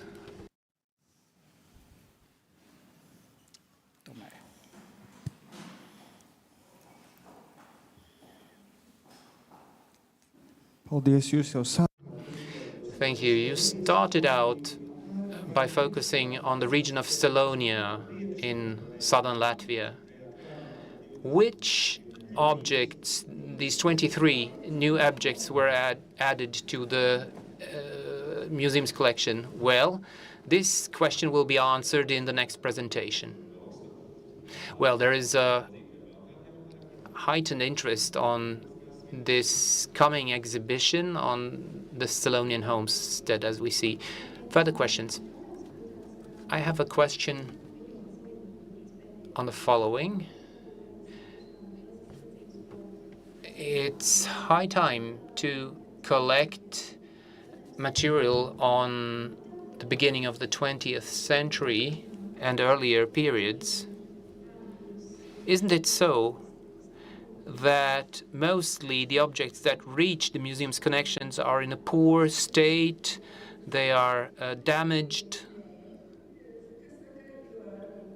And I would negate that. Of course, our restorators are busy enough, so we try to give them well-kept materials. And one positive aspect is that in recent years, Catholic priests have been very active in offering objects to our exhibitions. They struggle keeping these unique artifacts and preserving them, so they are happy to offer them to the museum, and you will find it hard to fathom the richness of this material in the churches. And why did I start to research the church liturgical textile materials? Because I think that an history of Latvian handicrafts can be written on the basis of these church liturgical cloths. People are learning new techniques as time goes by, and this is reflected in these artifacts. Thank you. Thank you to Aija Jansone.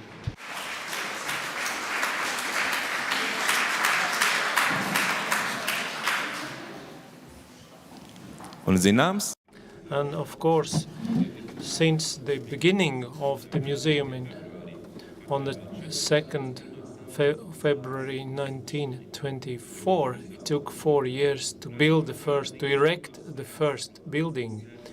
And the Vidzeme homestead was opened just in 1932. Just as then, our dreams and goals were moving towards the establishment of the Vidzeme farm. So now we think about Selonian exhibition. So I will ask the architectural expert Jānis Zemgos-Jātnieks to speak about this topic, about the future establishment of Selonian homestead.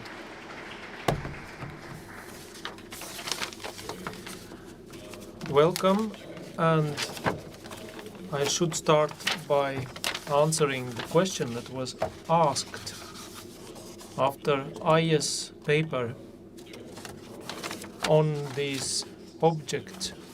Of course, I will not be able to name all of them. There have been barrels as items, quite well preserved. These chests with dowry chests, smaller chests with tools, like linen processing tools and other instruments or implements, some kind of frames for pictures. So varied objects, and everything depends on what we already have or what we don't have. As Mārtiņš Kuplais said, we are not aiming at preserving everything. We want to keep the typical and unique artifacts and research them. So if there is an item that's already represented, like spinning wheel or other things, so we are more critical in thinking whether we need something of the same type, because we already have 10 examples of that. So perhaps people would be able to give more, but we do not need, and we don't have the space to put like all the objects from the 19th and 20th century. So that's about the answer to your question.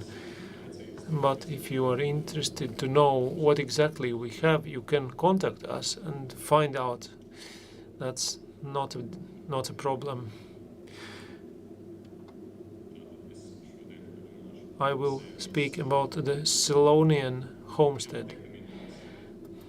As was said, the Law on Historical Lands of Latvia of 2021, which enabled us to go back to the idea of Selonian homestead and bringing it to the museum. This is not a new idea. It was already outlined in the 1950s in the plans, and the first building from Selonia, or Upper Lands as we called it, was Borna Church in 1937. So since that time, 2 more objects have been installed in the museum: Bebrene crucifix, Borna Church, and Kaldabrunja forge or smithy. So these are separate objects. Where you see the blue circle, we hope to install the Selonian homestead and integrate all the Selonian elements there to have like a unified exposition with all the historical lands of Latvia. And you see Aija Jansone, the head of the ethnography department, led several field trips that were an important field of activity of the museum. And here you can see that the existing Selonian buildings, the 3 that I mentioned, and there were 3 more that were brought at the second half of the last century. So this idea of the Selonian homestead was in the air but was not implemented. The buildings were kept at the museum, dismantled, and now we hope to assemble them and put them up. So you can see where the places in Latvia where they had initially been located. Once again, these field trips. Last year, Selonian culture program enabled us to make several expeditions to Selonia and to examine some homesteads. So it's been going on for a while. Selonia was not as intensively researched as other regions. So we were trying to identify potential buildings that could be brought and integrated in this Selonian homestead. We don't have them yet.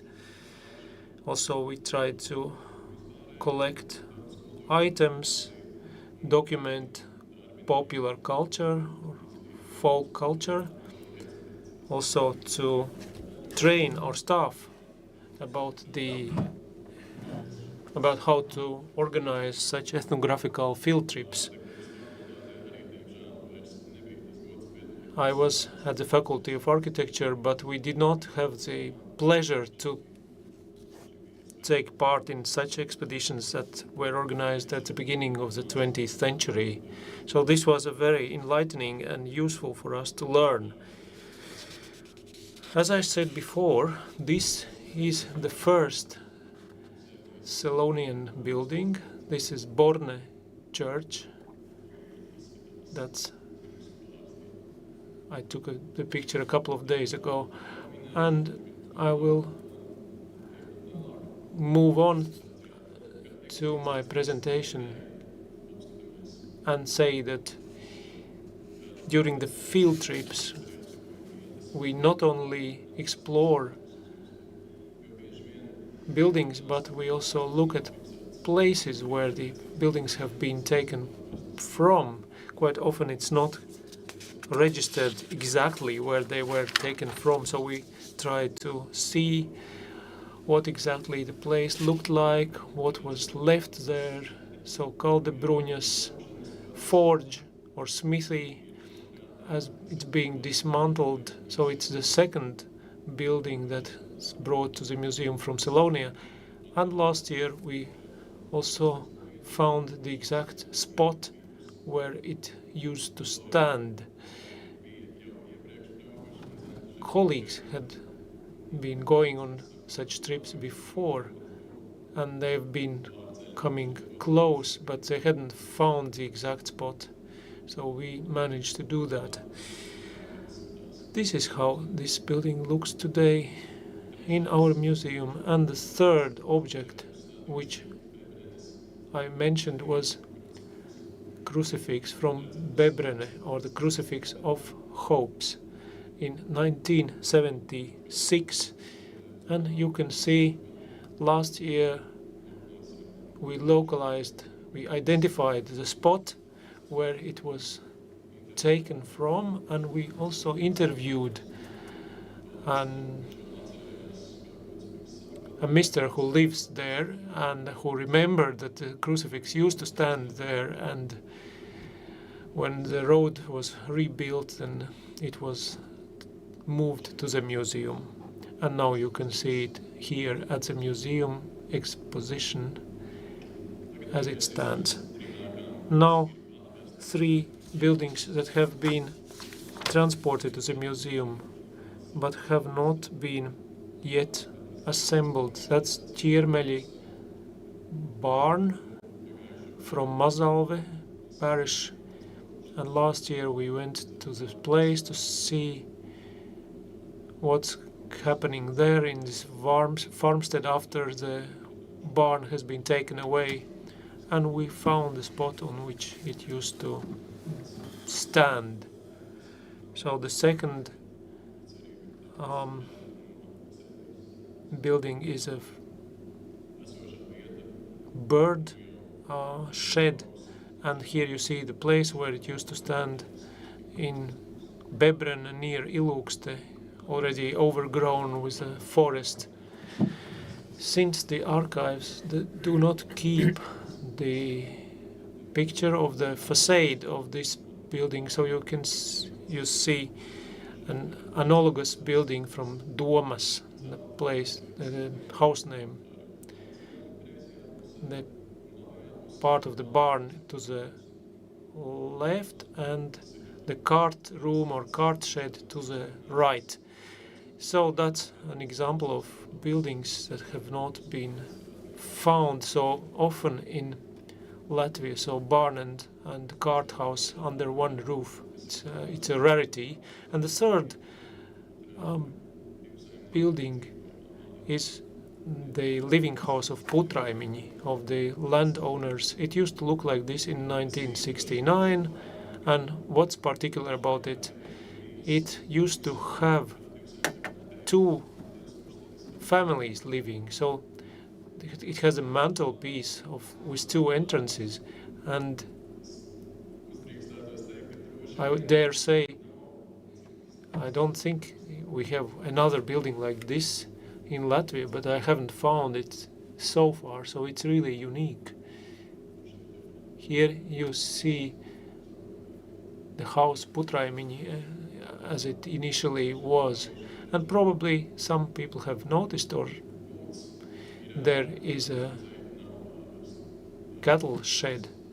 It was not brought to the museum. It's an important building in every farmhouse. So we were looking at the types of the cattle sheds in Selonia. We looked at their condition, how many there are still built in the 19th or 20th century, and would it be possible to transport it to the museum or reconstruct it to complement the Selonian farmstead. So this image shows you this cattle shed.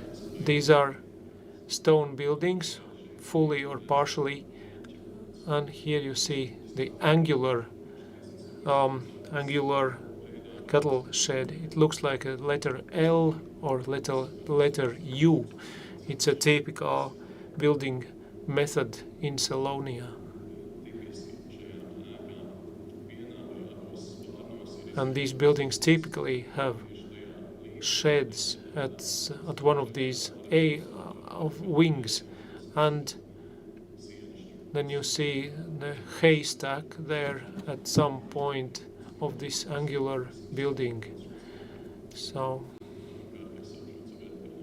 there are vertical planks limiting this like a wall, and some examples where you see more wood,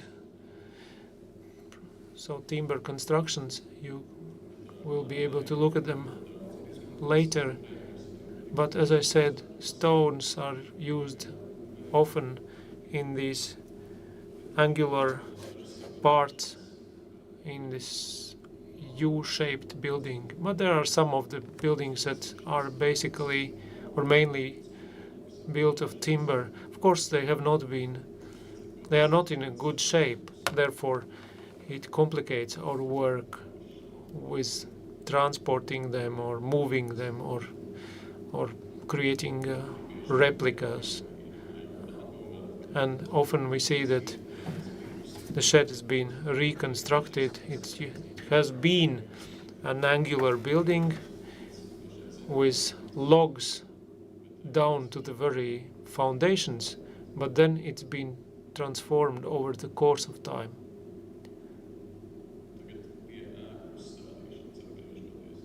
As to the installation of the buildings, you see on the lower line years from the beginning of the museum up to today, and we show how many buildings have been installed at the museum. So the initial period, then the second part of the century, there is a kind of culmination in the 70s,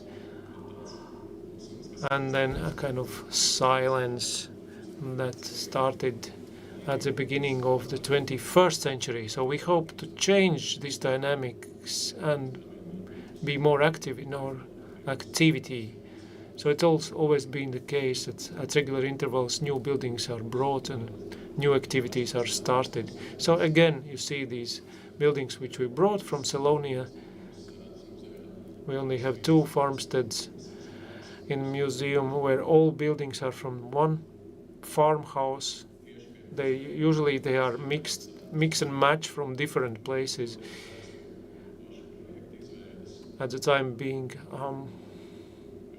we are working on the project itself, working at the design of this farmstead, where to place the buildings, for instance, and then we can move on to the practical steps,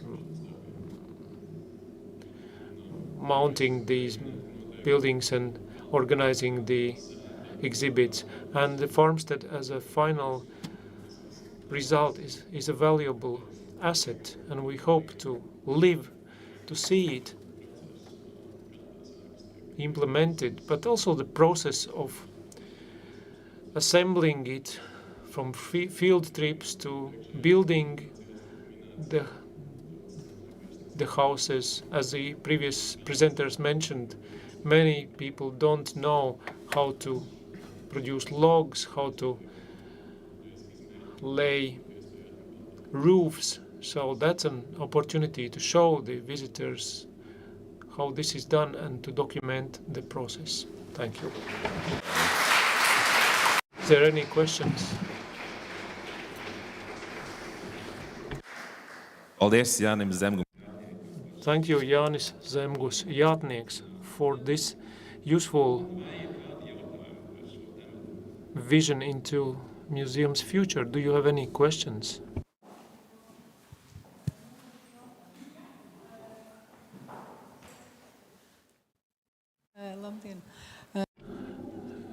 Good afternoon. I would like to ask, after the outside, except from the field trips, there are a lot of people at the countryside that collect ethnographical objects. Are you acquainted with the collections of these collectors? There are enthusiasts. The answer, yes, of course. If someone shows us their collections, we look at them. We have went to see in some attics, some private collections of items. In Rūbeņi, for instance, there is a farm called Gulbji, or the swans, and they have been working on, or collecting rather, different furniture and objects, tools, and they are ready to tell. If someone wants to come in and have a look, this farm shows a barn that it's an ancient building that is still standing. So we have met such people.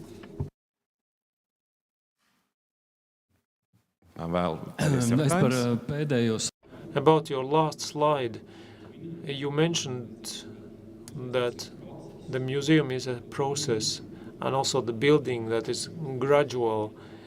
Does the Ethnographical Open Air Museum offers classes, workshops, or training? Do you take disciples or aides? Are you like something in between, like a museum or workshop, or maybe it's a new way to attract more visitors? Iespējams, ir gatavs kaut ko vairāk bilst. Perhaps Mārtiņš Kuplais can answer. I'm not working there for such a long time to give you a learned answer, but there have been some disciples that have come, for instance, from Germany. I've heard some apprentices have come to learn, but we don't have such an active program for the time being now. But I hope that this construction of the Selonian homestead will allow us to implicate or involve more people who are interested in it, because that's a place. Perhaps I can comment, because I have the mic in my hands. I would just briefly say that we have a program, Meet Your Master, and our restoration specialists have taught us to make haze, to make fences. And I will also add to what Rosita said, that every month we have classes or lectures on different topics, including wood processing, wood types, timber. So please follow us on the internet. We have a schedule of lectures this year. Thank you, Rosita and Eva from Education Department, and thank you, Jānis.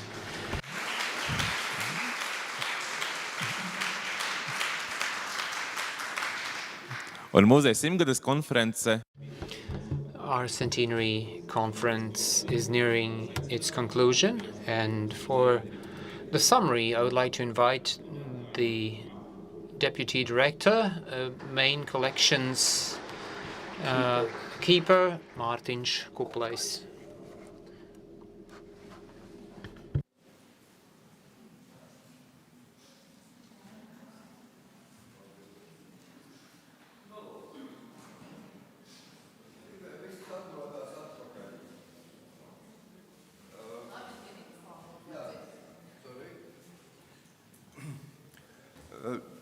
Dzīvē viss atdodas. Everything comes back to you in life, whether good or bad. More than 30 years ago,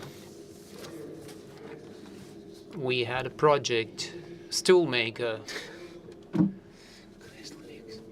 and Indra Čekstere proposed, and Ervins Veveres made a documentary film of a stool maker, chair maker. The film was called Lifelong and Longer. And this was a documentary of the stool maker's work and his craft. And this is one of the prides of our national handicrafts. Towards the end of the 19th century, these stools were produced in Vaidava County, 10,000 per year. They were exported throughout Vidzeme and southern Estonia, so old Livonia, and in the Estonian book on ethnography, it's called Lätituul, Latvian stool. Indra Čekstere has worked as an ethnographer for many years in a national park, and she is familiarized herself with the local handicrafts master's work, and on this stool her son has sat, and it's still well kept, well preserved. They're of fine quality, they're durable and light, made of canes.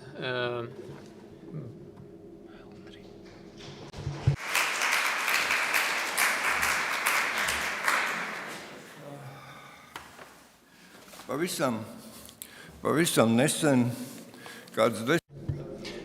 Very recently, about 10 years ago, our museum undertook to erect a drying barn, and I would like to thank the architect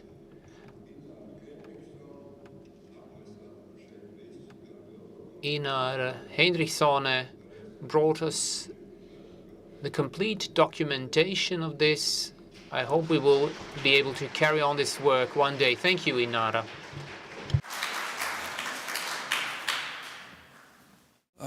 Un tagad par referātiem. Liels paldies!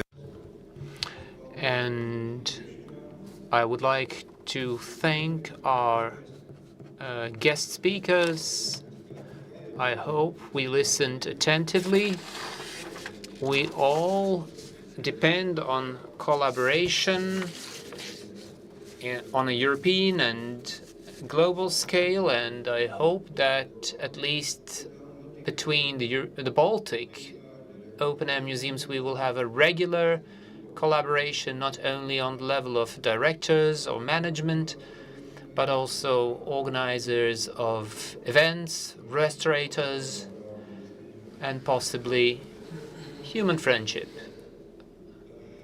But this is meant seriously, because only by comparing in practice we can see that in Estonia, for example, roofs are made with one technique, and in Lithuania another one, and in Latvia third technique.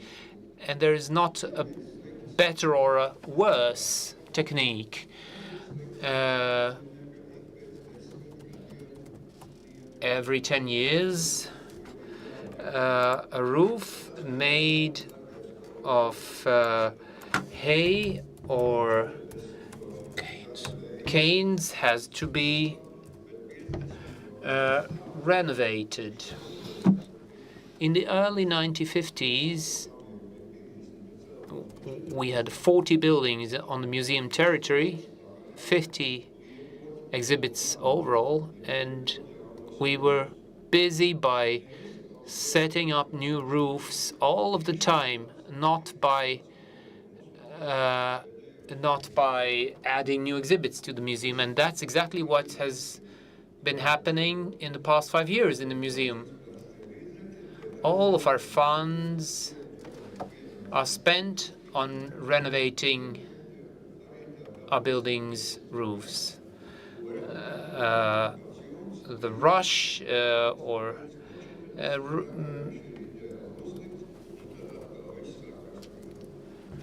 roofs and the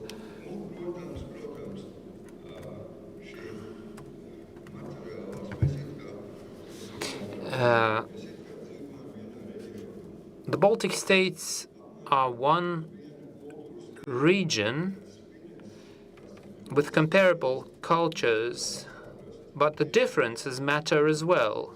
They help us understand our neighbors better,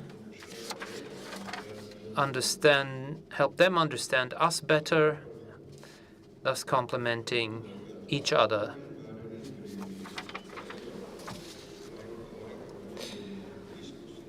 In Europe, from time to time, this discussion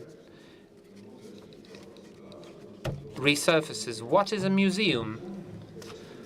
To me, it has always been a place where we collect items, research, and it can never be a source of financial gain. If that happens, it's no longer a museum. That was established at the time of the French Revolution. So everything that is exhibited in the museum belongs to the people, and it can be seen for free. To me, it's obvious that this is a non-profit undertaking. A museum worker, whether he or she likes it or not, on the one hand, he's like a vacuum cleaner, but on the other side, he's like the filter of this vacuum cleaner, and only thanks to his energy, his drive, and also the level of his knowledge and his skills, a fitting or object or a less than fitting object will be added to the museum's collection. This has been the case in the past as it is today.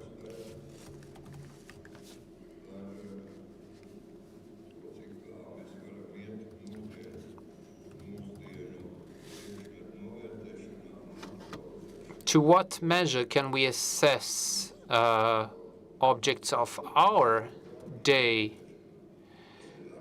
or the recent past? This is a difficult question. Throughout Europe it is asked. Methods vary. The Germans, for example, 20 years ago, based on thorough scientific research from 1,000 respondents, they collected furniture or furnishings of a apartment, and then in 25 years it will be looked at again. I'm not sure what has come out of this method, but it has been tried by our German colleagues. Our Estonian colleagues' accomplishments have to be greeted. It's very interesting. Our Lithuanian colleagues didn't show today, but in the Open Air Museum, they also showed a cattle cart, railway cattle car, that was used for the deportations in 1949.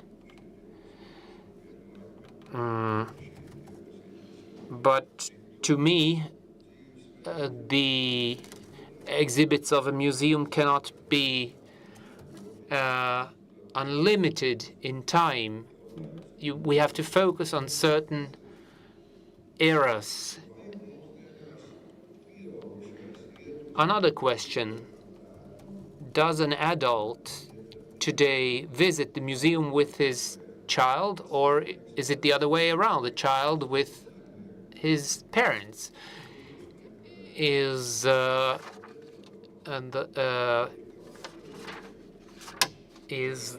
keeper walking his dog, or is the dog walking his keeper?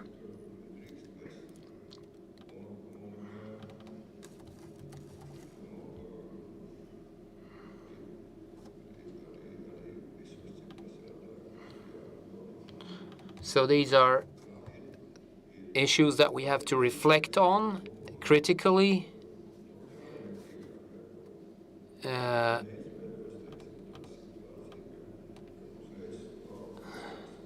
We don't want to have this understanding that going to the open air museum is the same as going to a adventure park or something like that.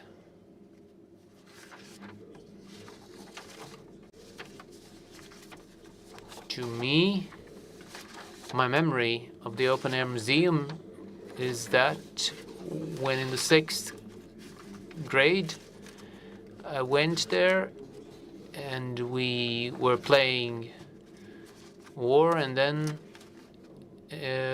I came there again as a university student, and that's what stuck in my memory, that we were playing games there with my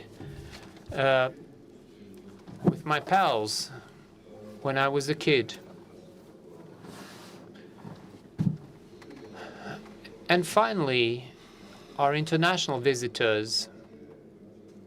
A small nation has always to consider these questions. What matters more for us? The local visitors or the international visitors? Who is our museum aimed at?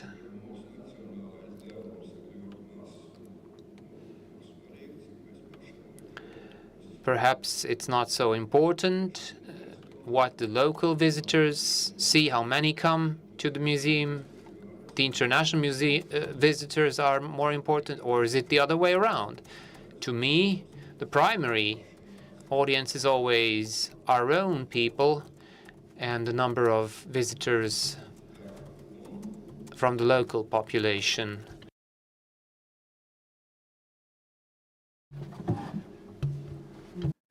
Par to. As to the process, it's a very interesting thing. How many years an apprentice had to learn to become a master or a junior master? He had to do very menial work for years, for 3 years. So we cannot really look at these things at the same way. Now we learn differently. As the colleagues said, we learn by being involved. We meet our master, and if someone wants to learn the trade seriously, it's not gonna be like a miracle.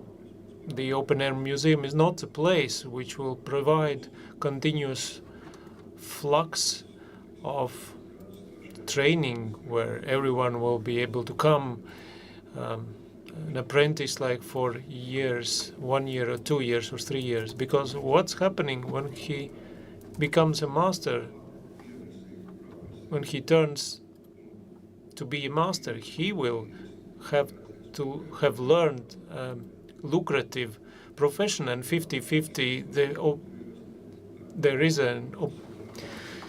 there is a probability that he will go to Norway. So this is what happens to us because they pay more. And finally, on the process, is museum a process or a result? If it is process, it's good, but if it's a result, we have to close it and go home and just employ guards that dust places and then go home. More complicated is something else. If you disagree with me that the museum is a theater of things, then we are not of the same opinion. We have to think whether the thing has to tell us or we dance around this thing and pretend that we tell something about it. Thank you for your kind attention, and if you have a question, do you still have the same question about the threshing barn? So I can say that Andris Caune, a very respected archaeologist, once published a map that covered late Middle Ages. He moved from the Baltic Sea to the Carpathian Mountains, drawing a frontier or showing a kind of limit. And to the north we had like these log buildings, and to the south Fachwerk. And if you go to France, you have a lot of buildings that have been built on poles and filled with smaller stones or fragments of wood, and then supplemented with clay. So the first colonists also liked it, but they saw that the log buildings are more appropriate for Latvia. In Zemigalia, forests were cut because the land there is very valuable, much sooner than before. And Semigalian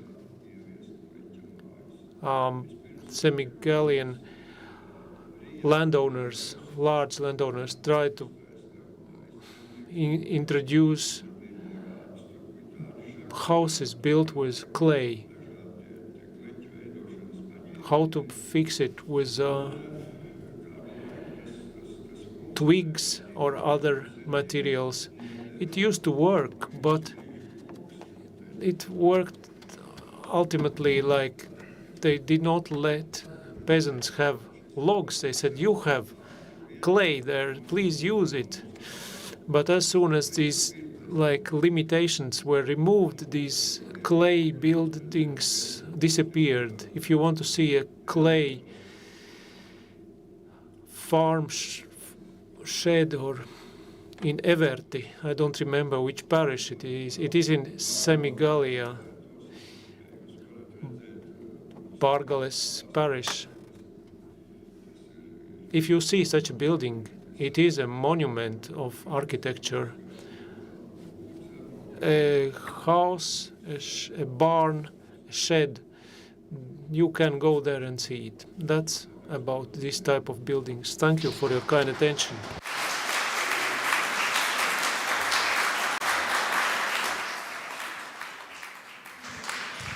Paldies Mārtiņam Kuplaim par konferenci.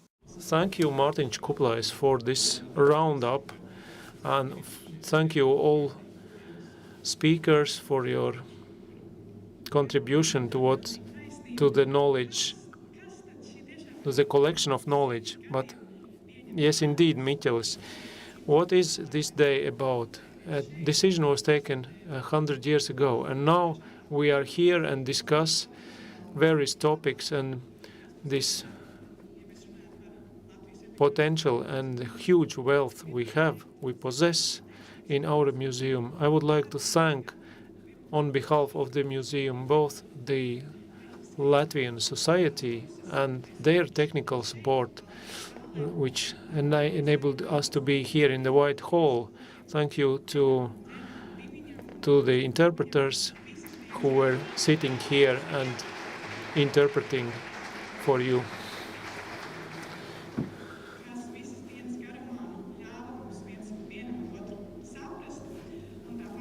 And I would also like to thank all the technical team for enabling us to be visible here, also outside this building. Thank you very much, and I would like to recommend that this centennial celebration is just starting, and please come and visit us and enjoy everything you can see there on display. Many thanks for being here, and thank you for those who were following online.